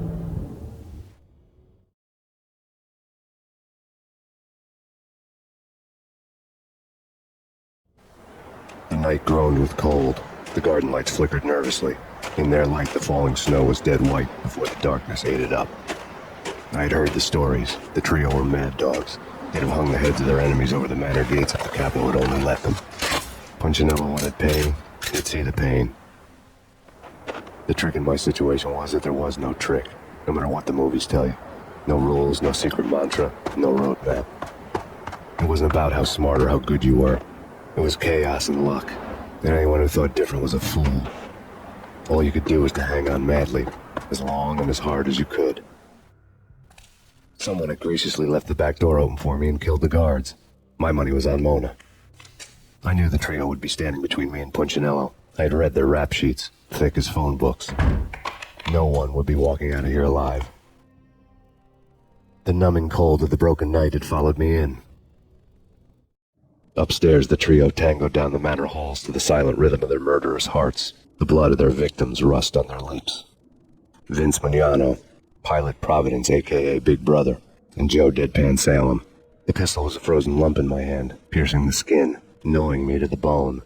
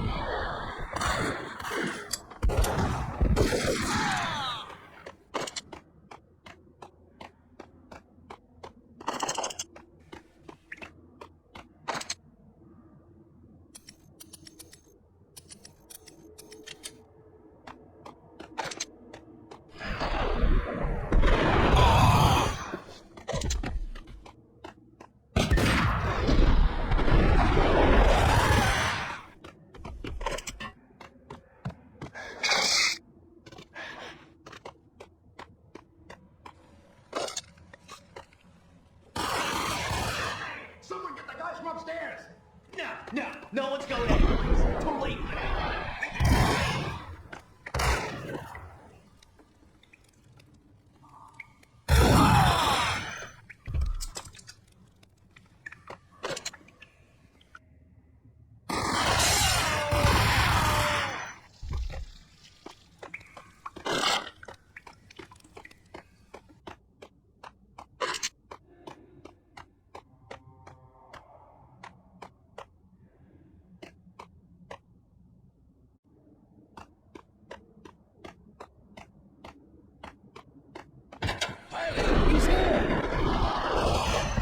It didn't take me long to run into the trio. The word on Lisa Punchinello was that she was a bit of a witch. The tarot cards on the kitchen table fit the picture. They weren't my kind of cards, but I was willing to take a crack at the hand Mrs. Punchinello had dealt. The first card was the tower. Maybe that was supposed to be the manor.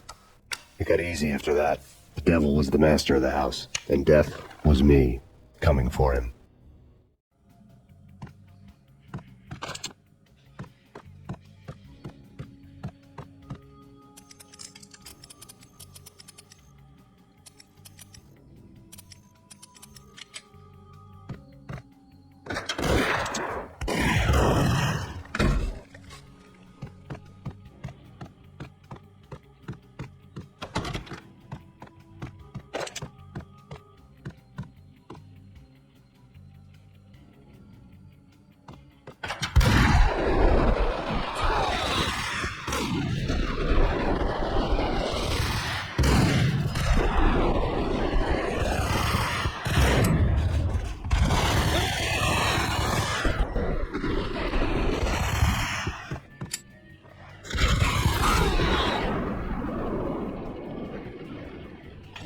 One down, 2 to go.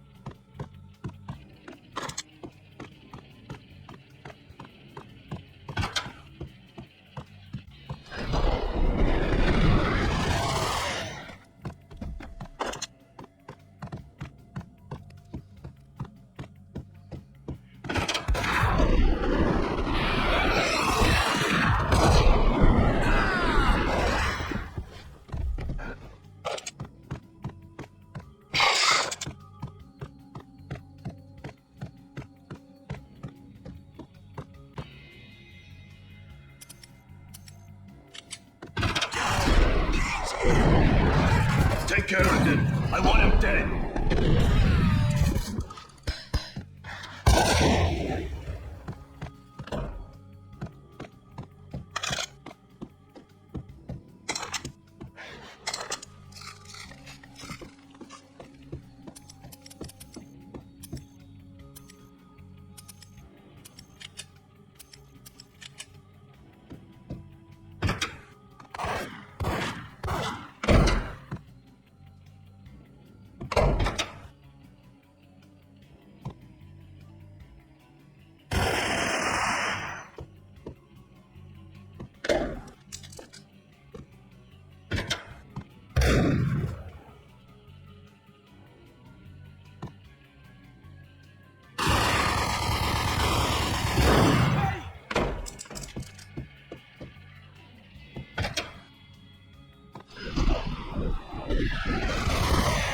Two down, one to go.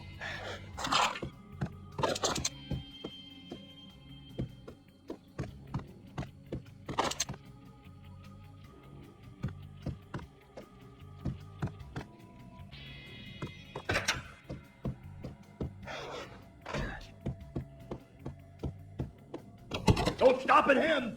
This will. This will stop anything. Take cover.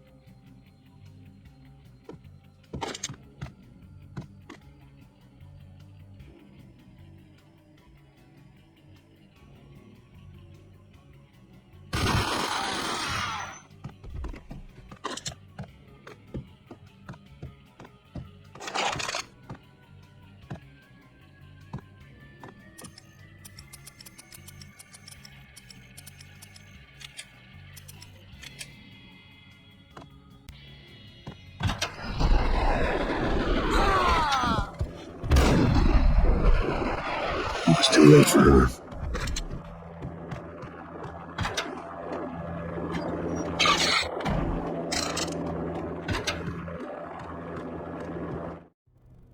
You're a real angel, Max. I couldn't tell whether it was Mona or her sister. The body was a mess. The sick bastard had really gotten a kick out of it. Seeing her lying there got me thinking about another woman's body on another bed.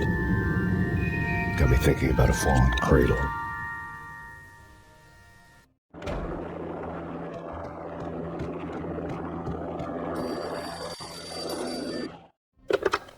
Max Payne. Talk to me. Alfred Woden. You've got company. An armed helicopter just landed on the manor grounds. You must hurry. The more the merrier. It's Miliano.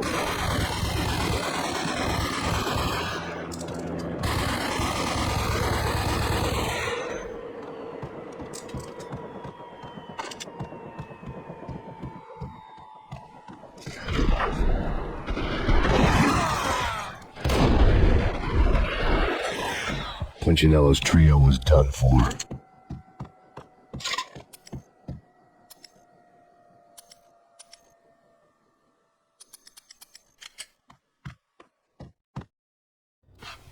Outside my door. Hurry.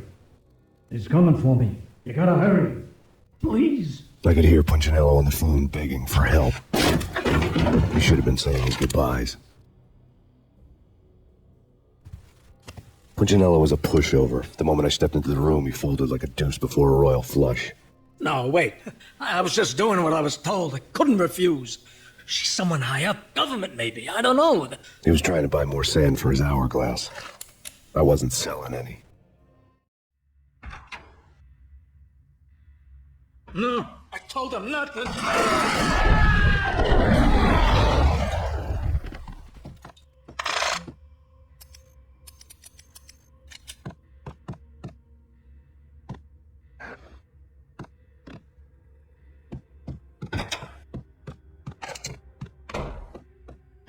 Drop it. Don't move. Game over, Max Payne. I could tell when I was outgunned. It was time to take another beating. The mystery witch was a real barracuda. Trouble on dagger heels, a smoking assault rifle in her hand, and an army of killer suits behind her. How sweet. I get to kill two birds with one stone. Sooner or later, it was going to catch up with you. Mr. Payne, it's time to show you the benefits of my brew. Be a good boy now. You'd find that Lady Luck was really a hooker. You were fresh out of cash.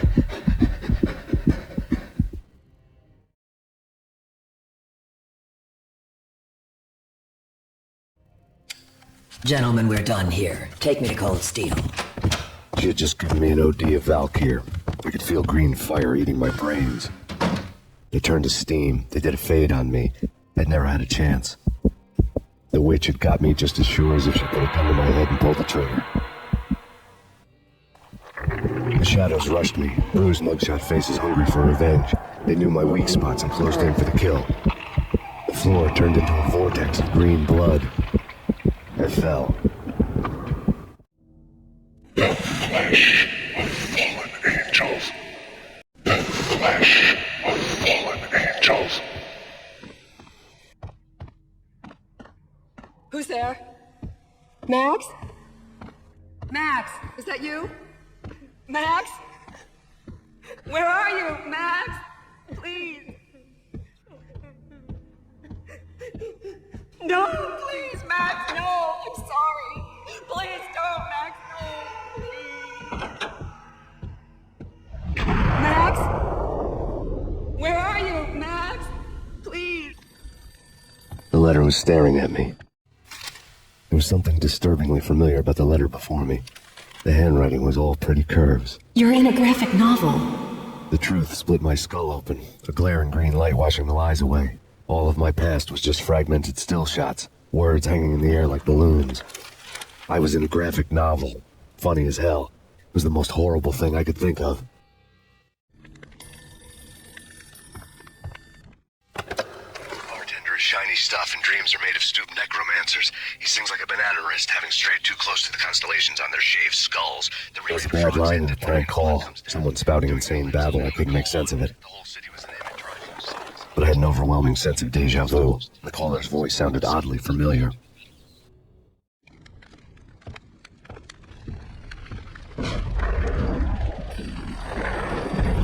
The weird piece of paper looked... There was something disturbingly familiar about the letter before me. The handwriting was all pretty curves. You're in a computer game, Max.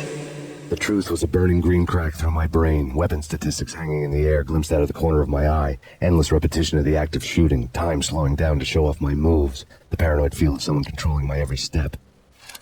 I was in a computer game. Funny as hell, it was the most horrible thing I could think of. Dangerous. Don't lose it. It's Valkyr. The drug. Snap out of it. Try to remember. It was a bad line in a prank call. Someone spouting insane babble. I couldn't make sense of it. But I had an overwhelming sense of deja vu, and the caller's voice sounded oddly familiar.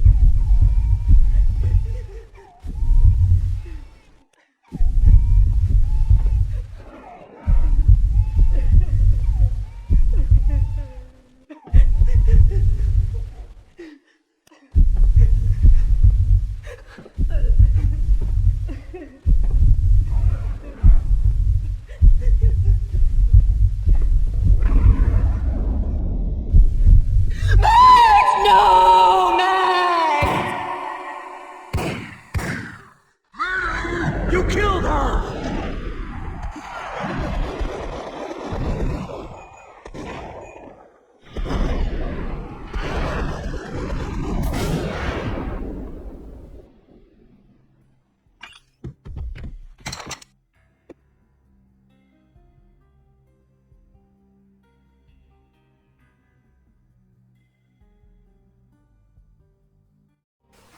Max, something happened at the office today.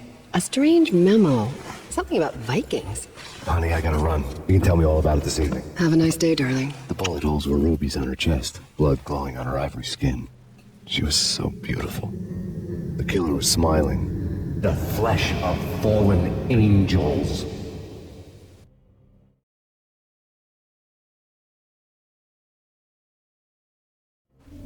Slowly, the green nightmare faded, leaving dark stains on my soul that would never come off. I felt like flatlining. I was all shook up. I woke up in a cold sweat, sick and tired to the bone, lying in a puddle of my own puke. The hag had said take me to Cold Steel before it had all gone crazy. It was a clue. The only one I had. It took me forever to crawl back to my feet and hit the road, but when I did, I drove straight to Cold Steel Foundry outside the city. There was a whole lot of action around the place for a freezing winter night. Trucks coming and going, men running. I had the drop on the mystery witch. She thought I was dead. I was on her blind side. I was going in. The bad trip had put me in a crazy mood, adrenaline pumping through my aching veins. Staggering on the mill roof in ice and snow and wild wind, I was a ninja. My kung fu was strong. I wasn't hitting anybody. At best, I was Superman in kryptonite about to fall through a skylight, down to where it was all going down. A half-abandoned industrial area in the middle of nowhere. The factory was a perfect front for any number of illegal activities.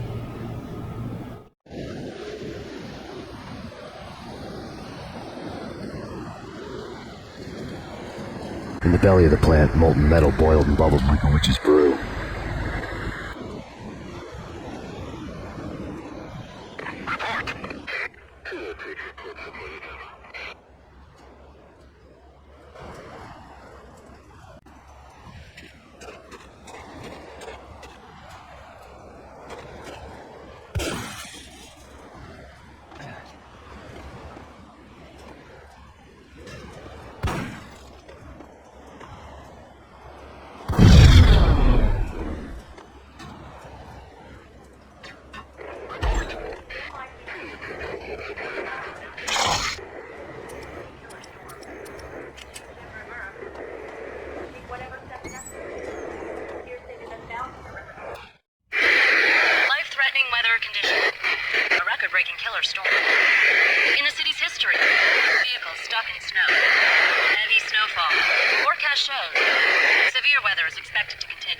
Out in the night, snow fell like confetti over the Devil's Parade.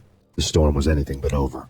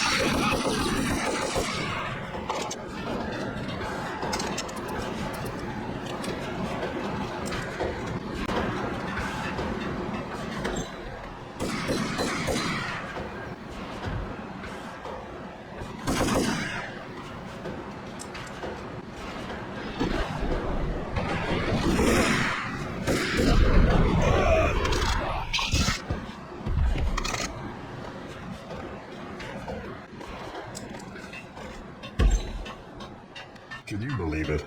I bet they sleep with their rifles. I bet they... Perimeter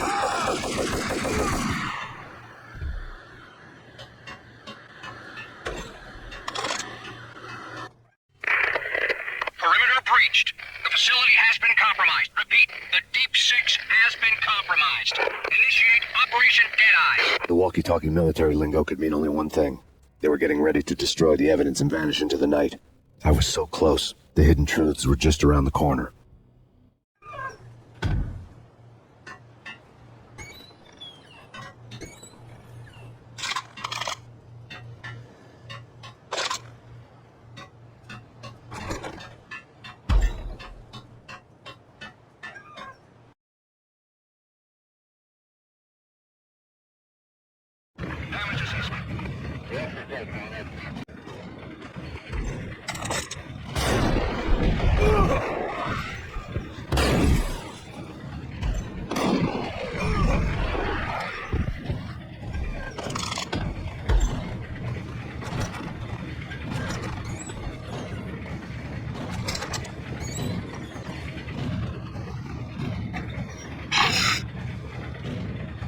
folder on the table told the mercenaries were running a tight operation, paperwork and all. Merchandise missing again. A chemist had tried to smuggle it out for his own private party. Locked him up in cell B7 in D6's old test facility to wait for proper processing. I was close enough to hear the secrets, just beyond the next doorway. Grim tale.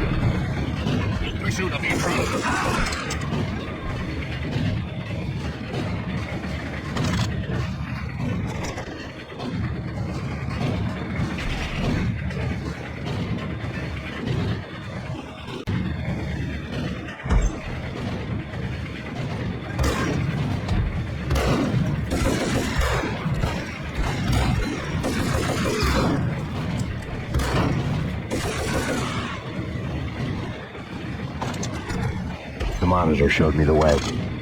Processing diagrams filled the control room screens, all but one.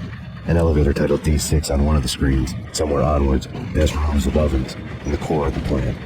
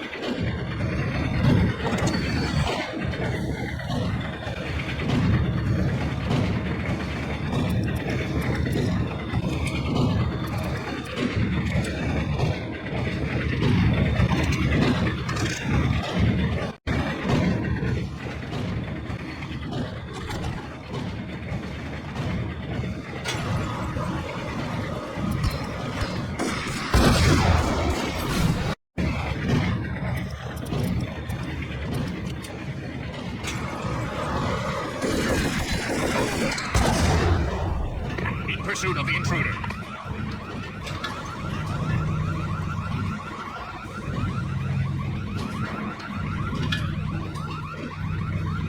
Go, go, go!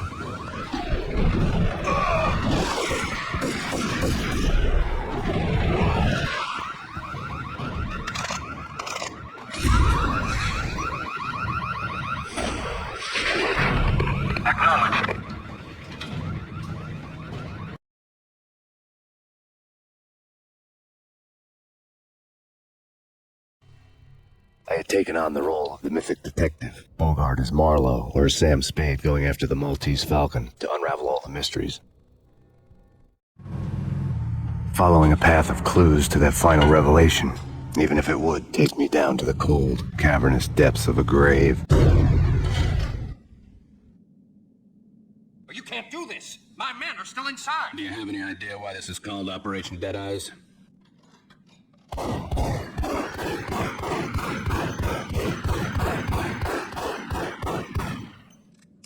I think he's dead already. Let's do it.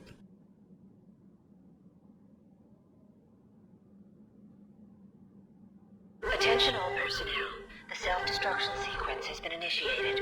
Evacuate the complex immediately. company. The self-destruction sequence has been initiated. Proceed to the nearest exit.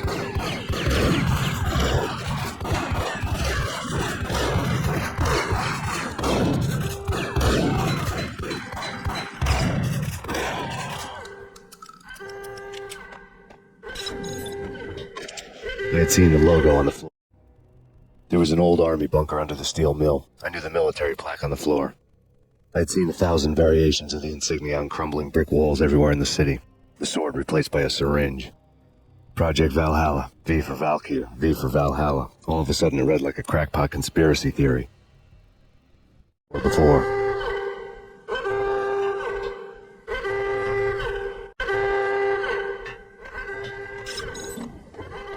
Abort! Abort! The self-destruction sequence has been...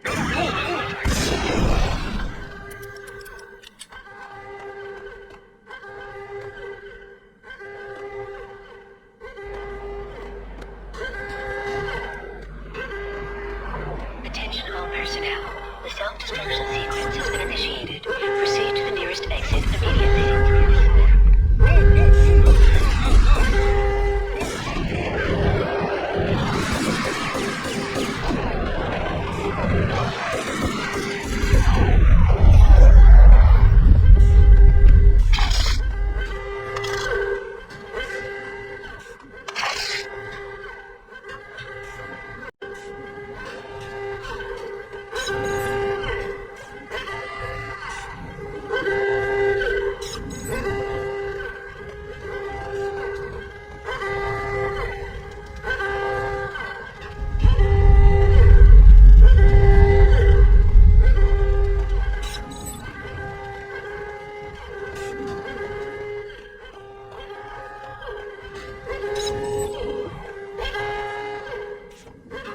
Attention all personnel. The self-destruction sequence has been initiated. The chemist had been using the workstation when he died. The half-life of the lab rat had ended online, his password blinking on the screen. 665, the neighbor of the beast. Decontamination in progress. Decontamination completed.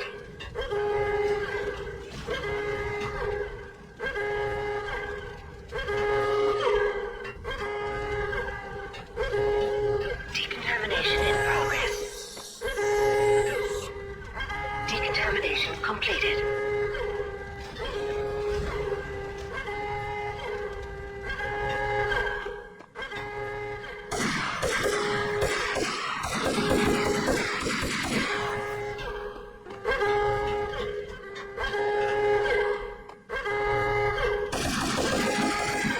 Attention all personnel. The self-destruction sequence has been initiated. Proceed to the nearest exit immediately.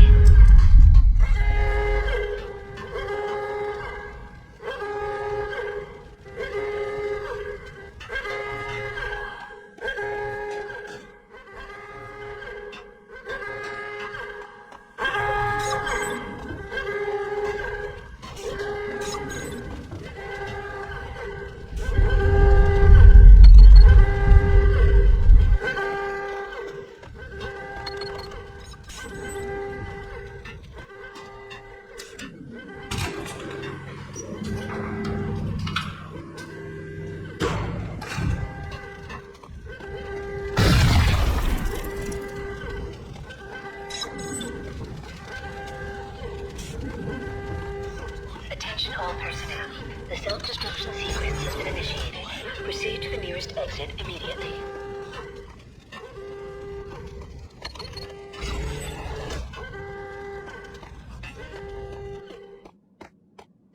Hey, in here! Hey, get me out of here! I'm innocent. There, let me out. Thanks. I thought I was gonna die in there for sure. I need you to get me through the decontamination chamber airlock. You're crazy. No way. The place is blowing up, for Christ's sakes. Either that or back to the cell. Your choice. Okay, I'll do it. I'll do it.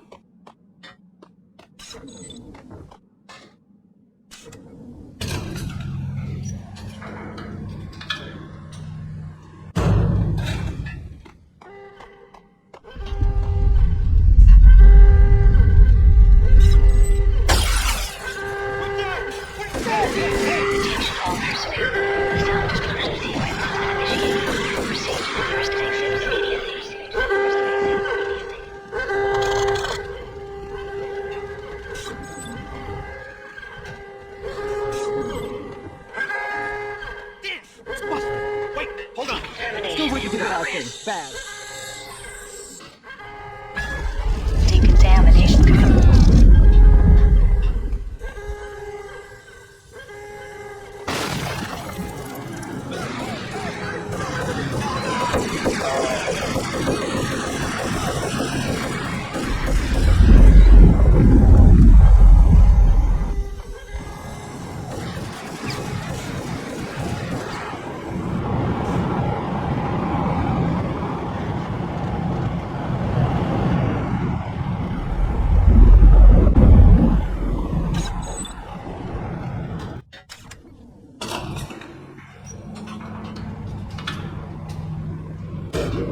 I was caught in the middle of the deadly web that was the Valkyr case.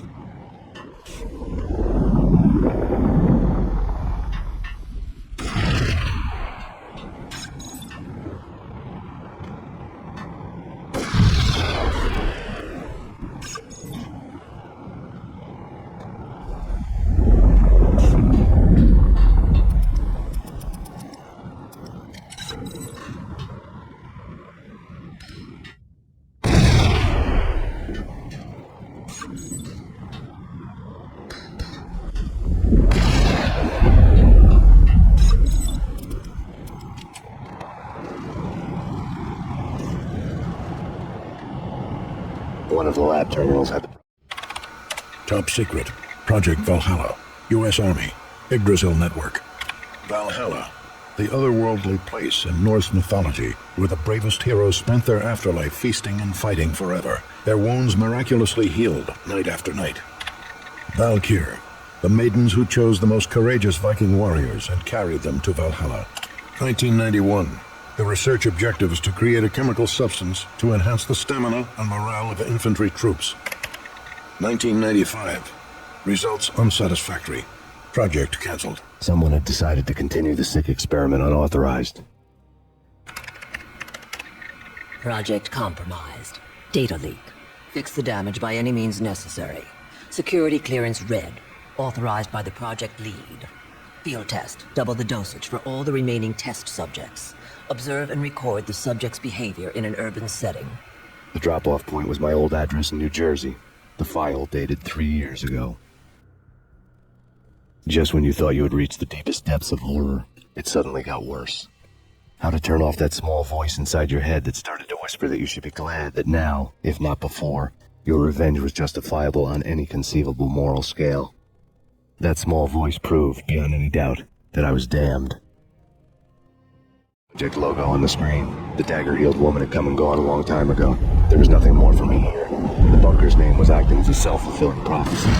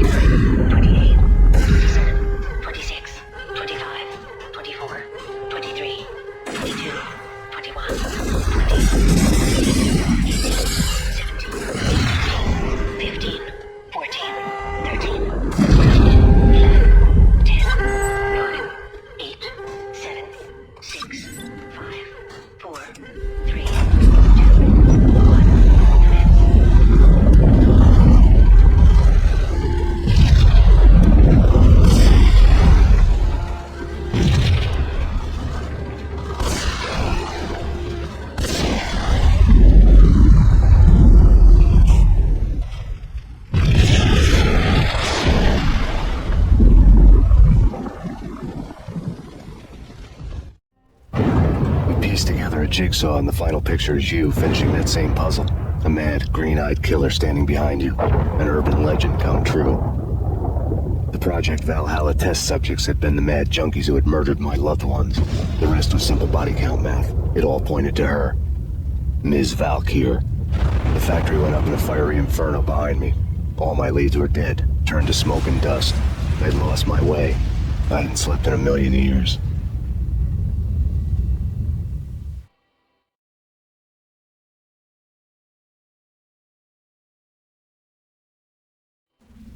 I felt thin as death.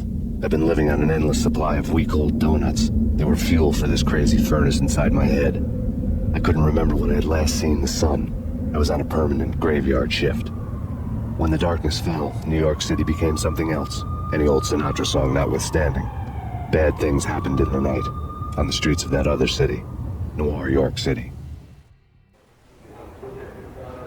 I was in an all-night diner, downing cup after cup of coffee that tasted like engine oil, when a new message from BB got me back on the killer track. What the hell happened at Roscoe Street? Maxie, I'm going out on a limb here. We need to talk this through, come up with a plan. 2:30 a.m., the Choir Communications Garage. The more I thought about Alex's murder and the frame-up, the more it felt like an inside job. I should have seen it coming. BB had sold me out, and now he wanted to finish what he'd started. The garage was dead. BB showed up in his tailor-made suit, gold watch, and cufflinks to match. All way beyond a cop's pay. Maxie. Oozing suave charm. He was guilty as hell. What the hell does BB stand for anyway? Backstabbing bastard? Come on, don't be like that. Have a cigar. I don't smoke. Maxie, you have no idea how big this is. It's huge. You have no idea. I think I do. You're a bribe-taking bent cop who sold out his partner. Those mobsters in the subway were a dead giveaway. Hard to miss. Bet it was exactly like this with Alex. Up close and personal. You can't win this one, Max. No, but I can make damn sure none of you do either. BB turned out to be another cardboard cutout bad guy.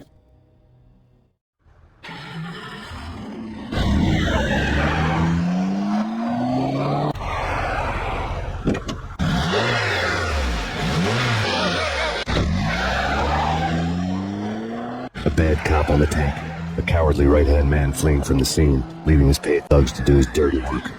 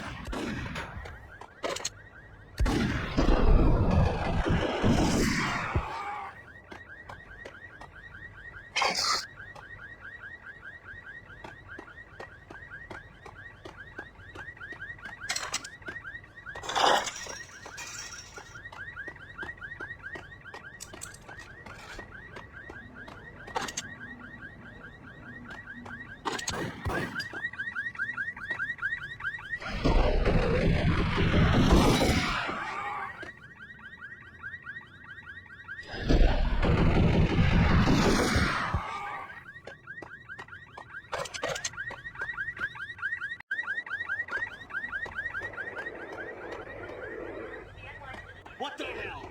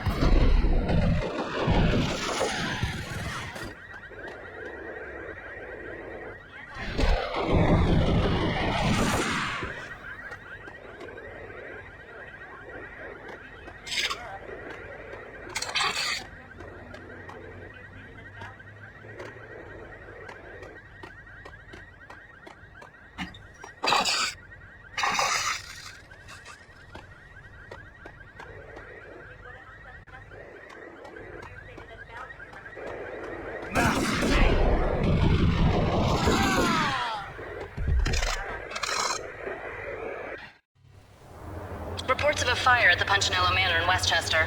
The manor is the home of Angelo Punchinello, the alleged head of the Punchinello crime family. The police are now saying, contrary to their earlier statements, that Max Payne is still alive and at large. He continues his vendetta against the Mafia, of which this last act of arson is attributed to. I had no recollection of setting any fires, but I did remember the flames.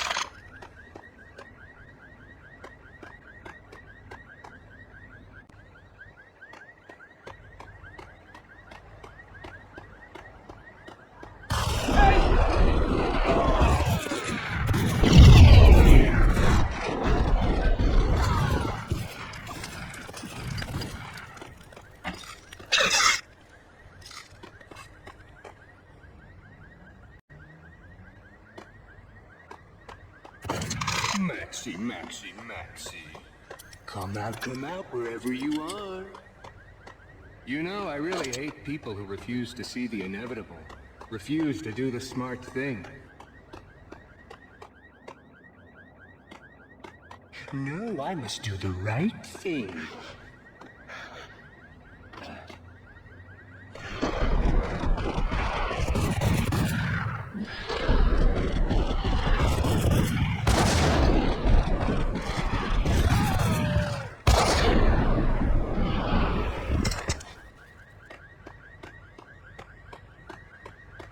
The payphone started to ring. Yeah. Max Payne, Whatever does it for you. this is Alfred Woden. I can give you the name of your enemy. Come to the Asgard building presently. We are expecting you.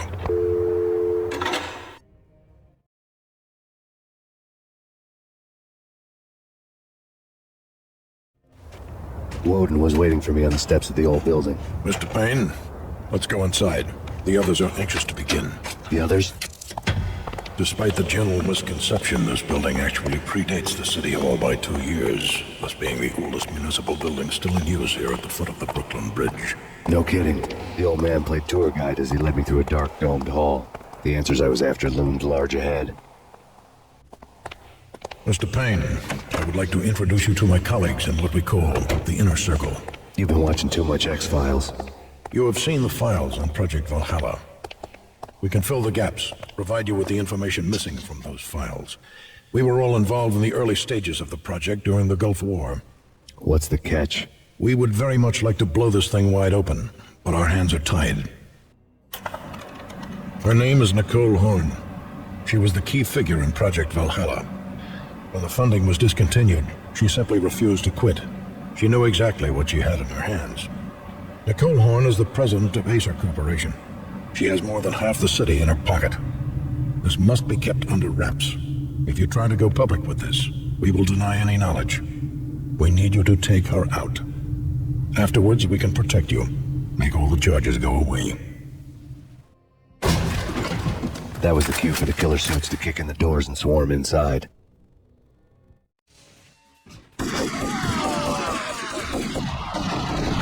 It was an impressive floor show, but I decided to leave early anyway. It was only a one-story fall. Look at me.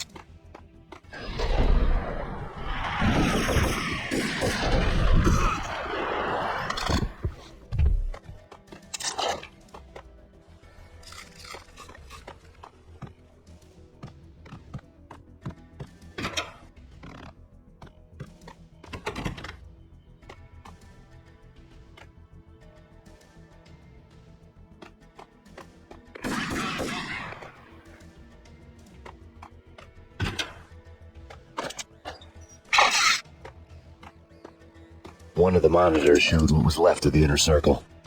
Cover me. I'm going in. On screen, the so-called corpse of Alfred Woden stood up, miraculously waking from his dirt nap, looking smug among his dead pals.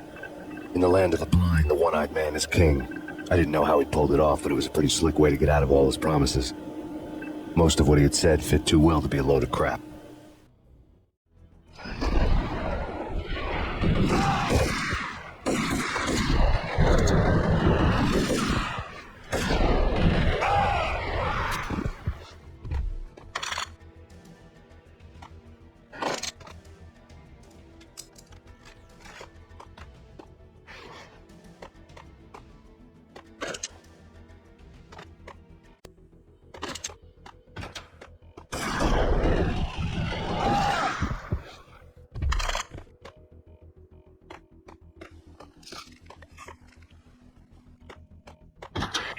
hostile.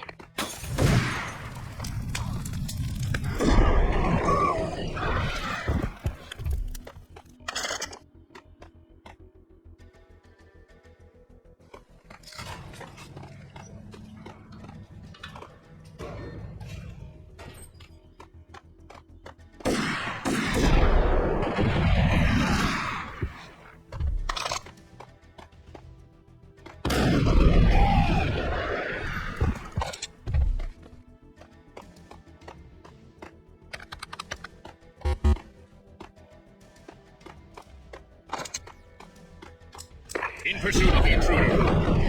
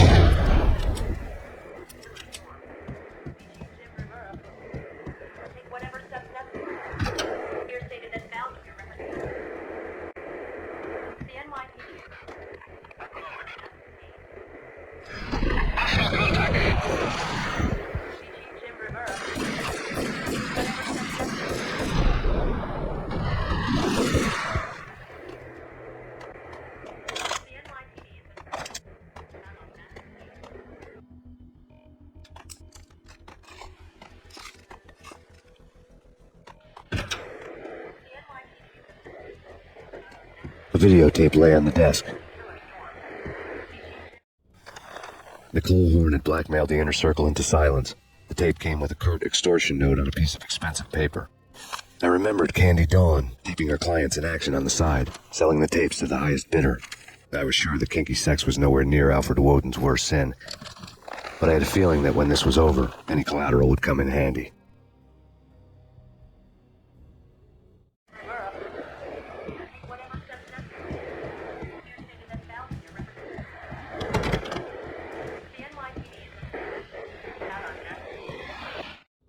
Nothing seems to stop Acer Corporation's phenomenal victory march.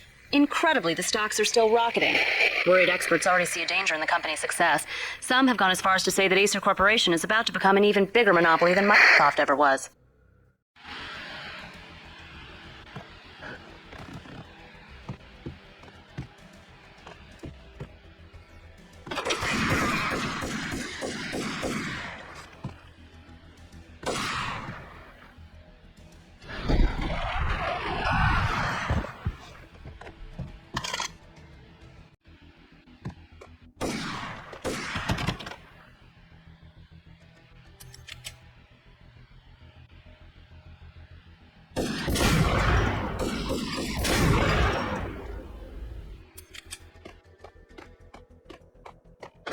Clear the danger area.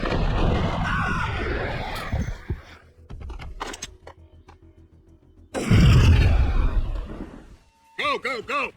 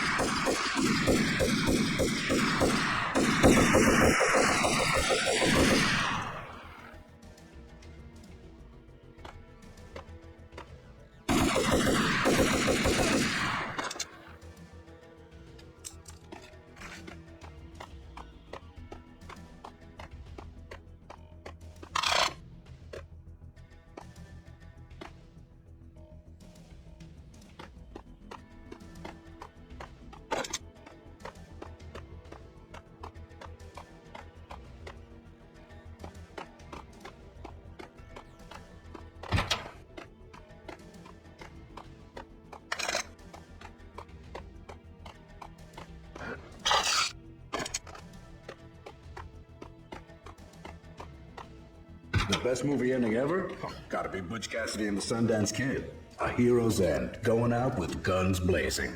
Never heard of it. No? Okay, newer stuff then. The Usual Suspects, where Spacey walks out of the police station. What the hell did?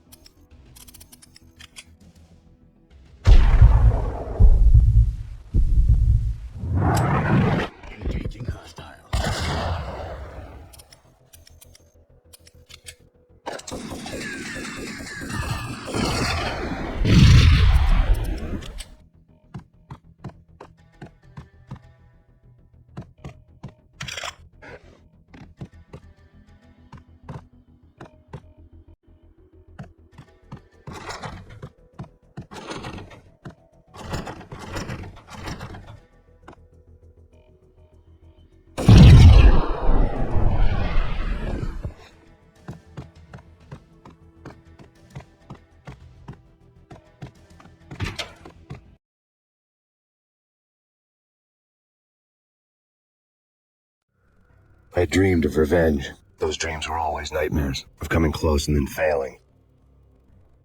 Now I was close. I had a name to guide me. Nicole Horn.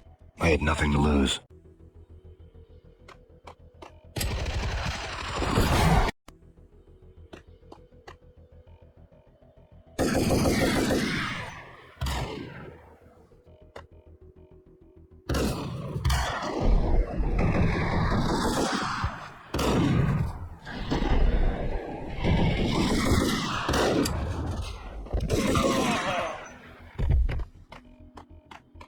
The Inner Circle had quite a track record.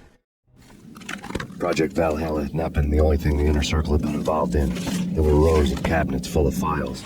The Serpentine Secret Society went back a long way, always pulling strings from the shadows. I couldn't say I was sorry. Woden's move and some Byzantine power game had cut the Circle's membership roster to 1. The old man wanted me on cleanup duty. It was my mess, too.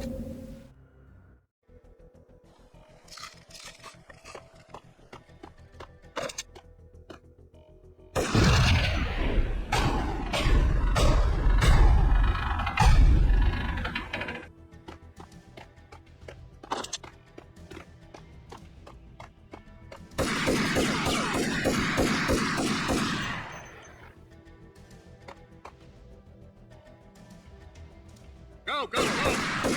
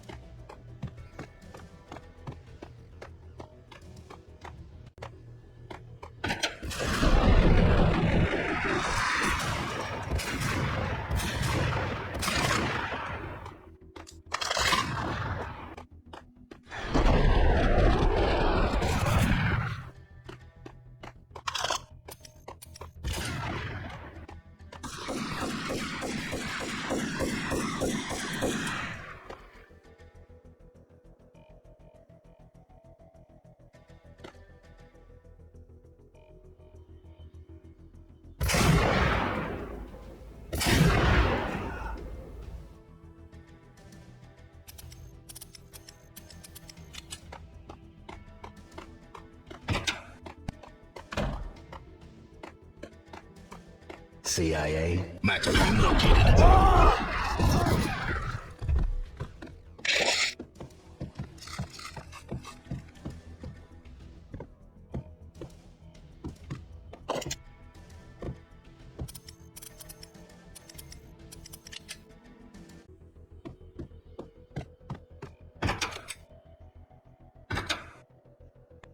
Take him down. Shoot to kill. Let's finish this.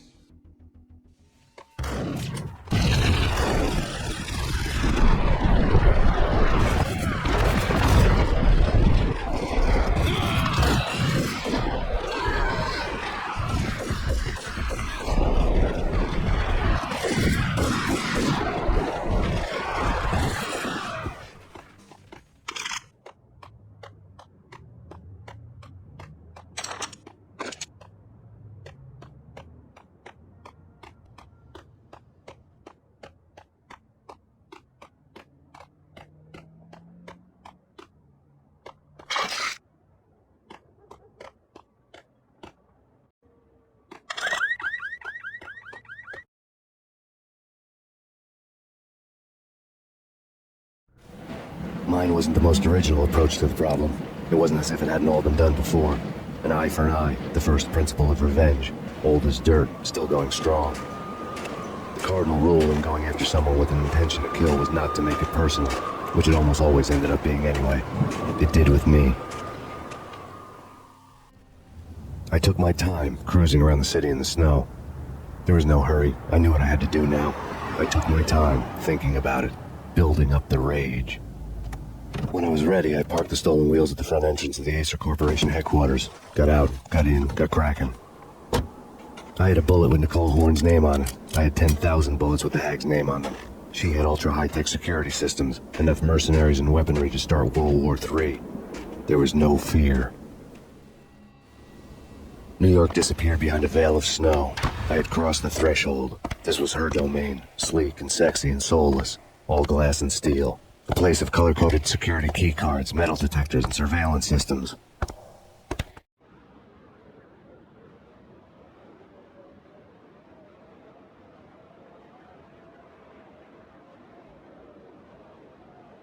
Colder than a walk-in fridge.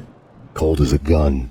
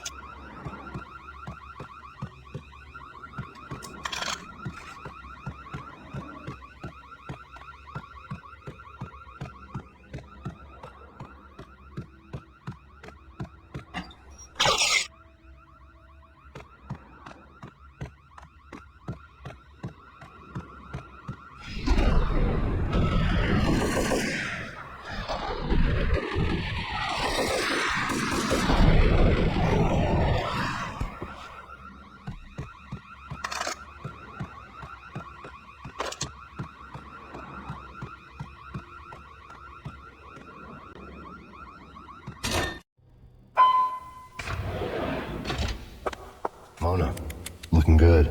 Max, we gotta stop meeting like this. It will be a cold day in hell before I let a narc cop stop me. Miss Sachs, do your job. Relax, Max. You're a nice guy. I don't kill nice guys. You're not bad yourself. It was different when Horn wanted Punchinello dead. To cut her ties to the Mafia, he deserved to die. The same goes with her. She's the bad guy here. Her sister was whispering to her in my favor. I knew the appetites of ghosts intimately. They hungered for revenge. No! The gunshot boomed and she fell down in slow motion. She was a nice girl. Not really a stone-cold killer. And now she was stone-cold dead. If religious fanatics or loyal samurai, Horn's private army was coming at me. I have him.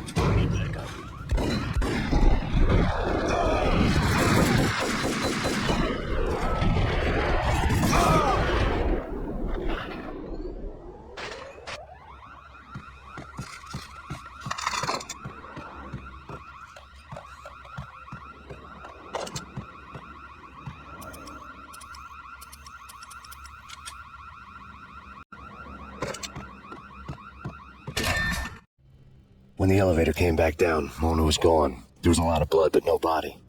Something clicked for the final time. My mind had never been so clear, as if somewhere high above the storm clouds were already gone, cold stars blazing from the black skies.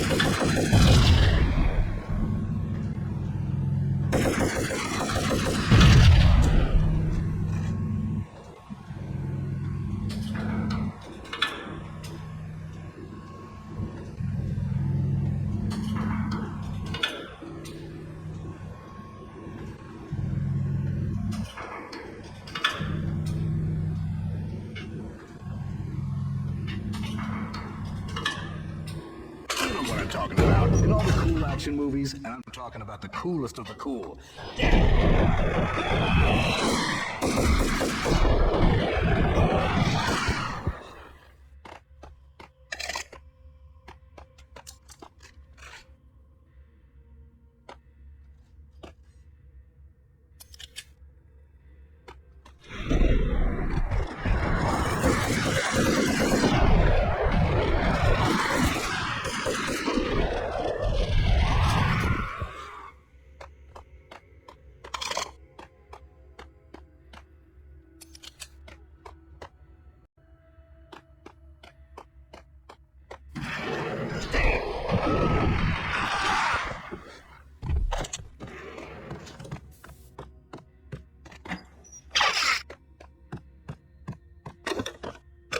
I had elevator access to the mainframe. From there, I'd be able to open the security locks to get to our office.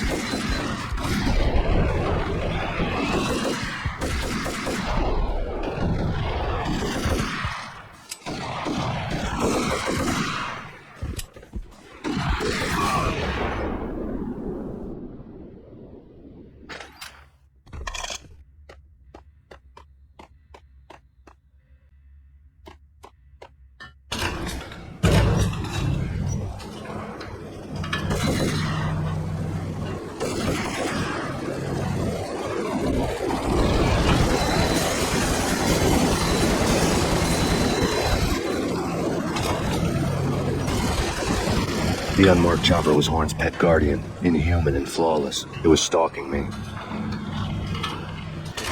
Stereotype. I'm not a cold-blooded.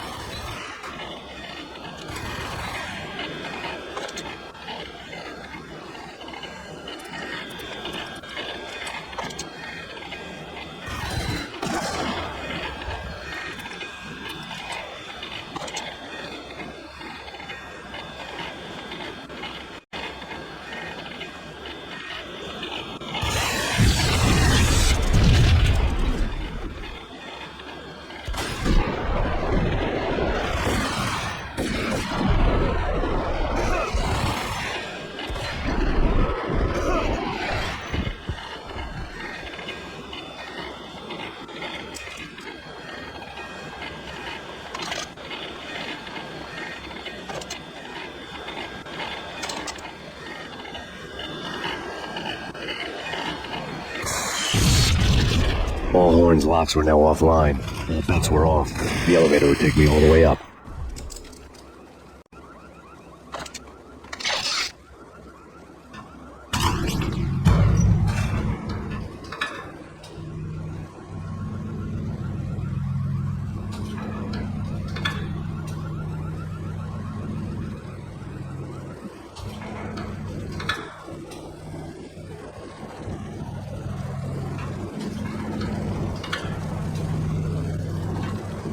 Seen from this height, the night seemed to stretch on to eternity. A hint of desperation had crept into the snowstorm, as if it was trying to get it all out before the end.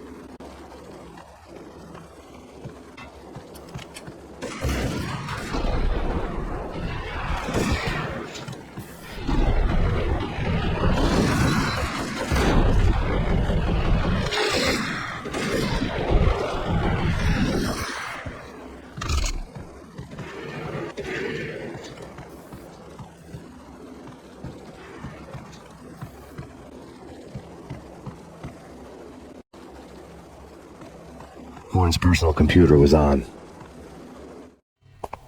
Next to the printer was a neat stack of expensive paper. Hacking through Horn's computer would have unearthed files of criminal plans, strategies for world domination, spy helicopter reports, illegal wiretap recordings, internet porno, all of the above. Take your pick. I really didn't care anymore. I had seen too much of it already.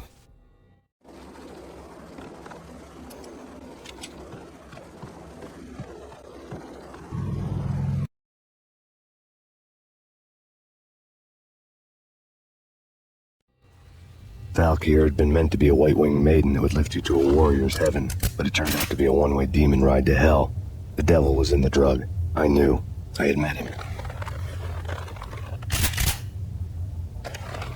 And now I was gonna kill her. The queen of the underworld who had tried to lift herself a bit closer to heaven with her drug money. No begging, no bribes. She knew better. Honor among killers. We who were about to die. Both of us knew how this would end. In pain and suffering. All this because your wife stuck her nose into things that were none of her business. The cops were coming to take me away. The sirens were like a bad conscience I couldn't shake. It's ridiculous you've made it this far. You won't be alive when they get here. Stop him!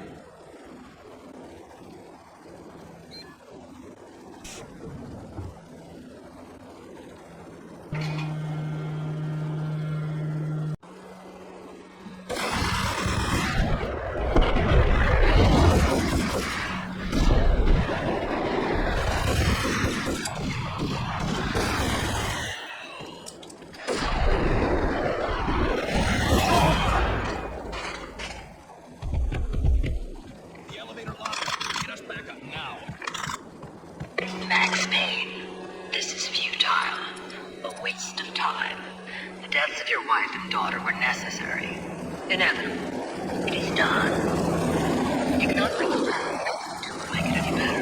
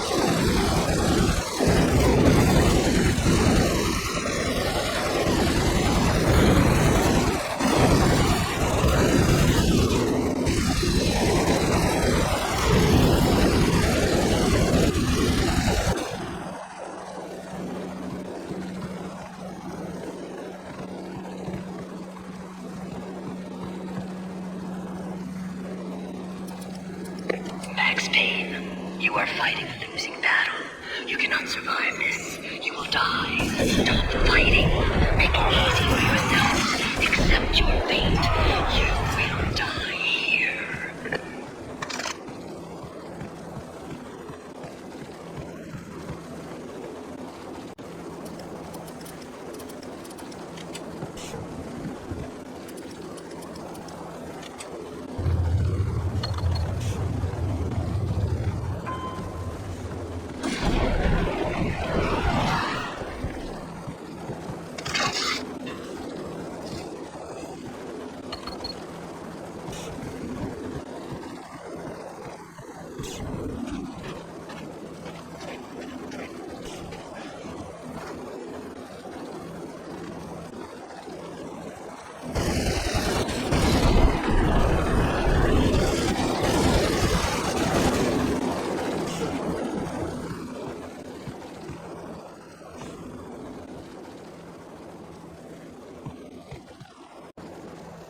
Max Payne, face it.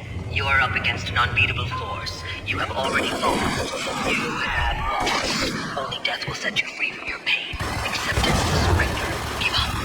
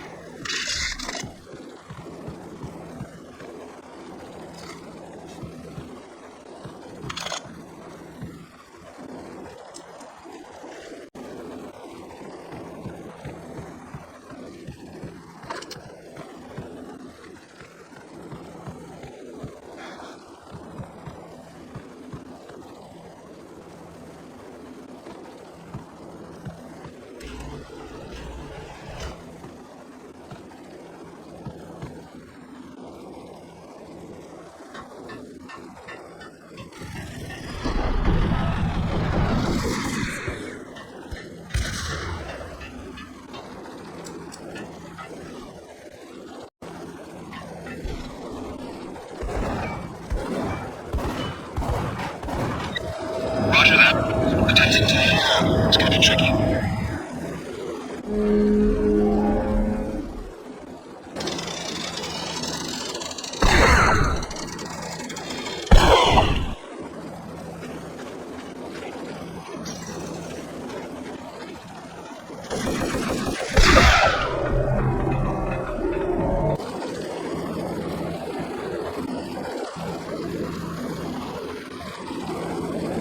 He's on board. We're out of here as soon as the wind dies down.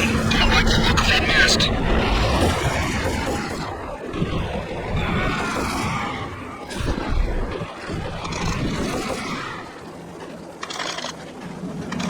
Lift off in 1 minute.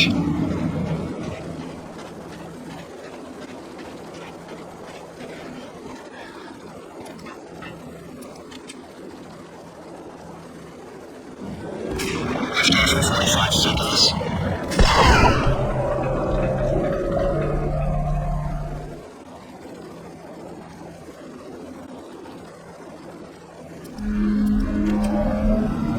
Seconds to lift off.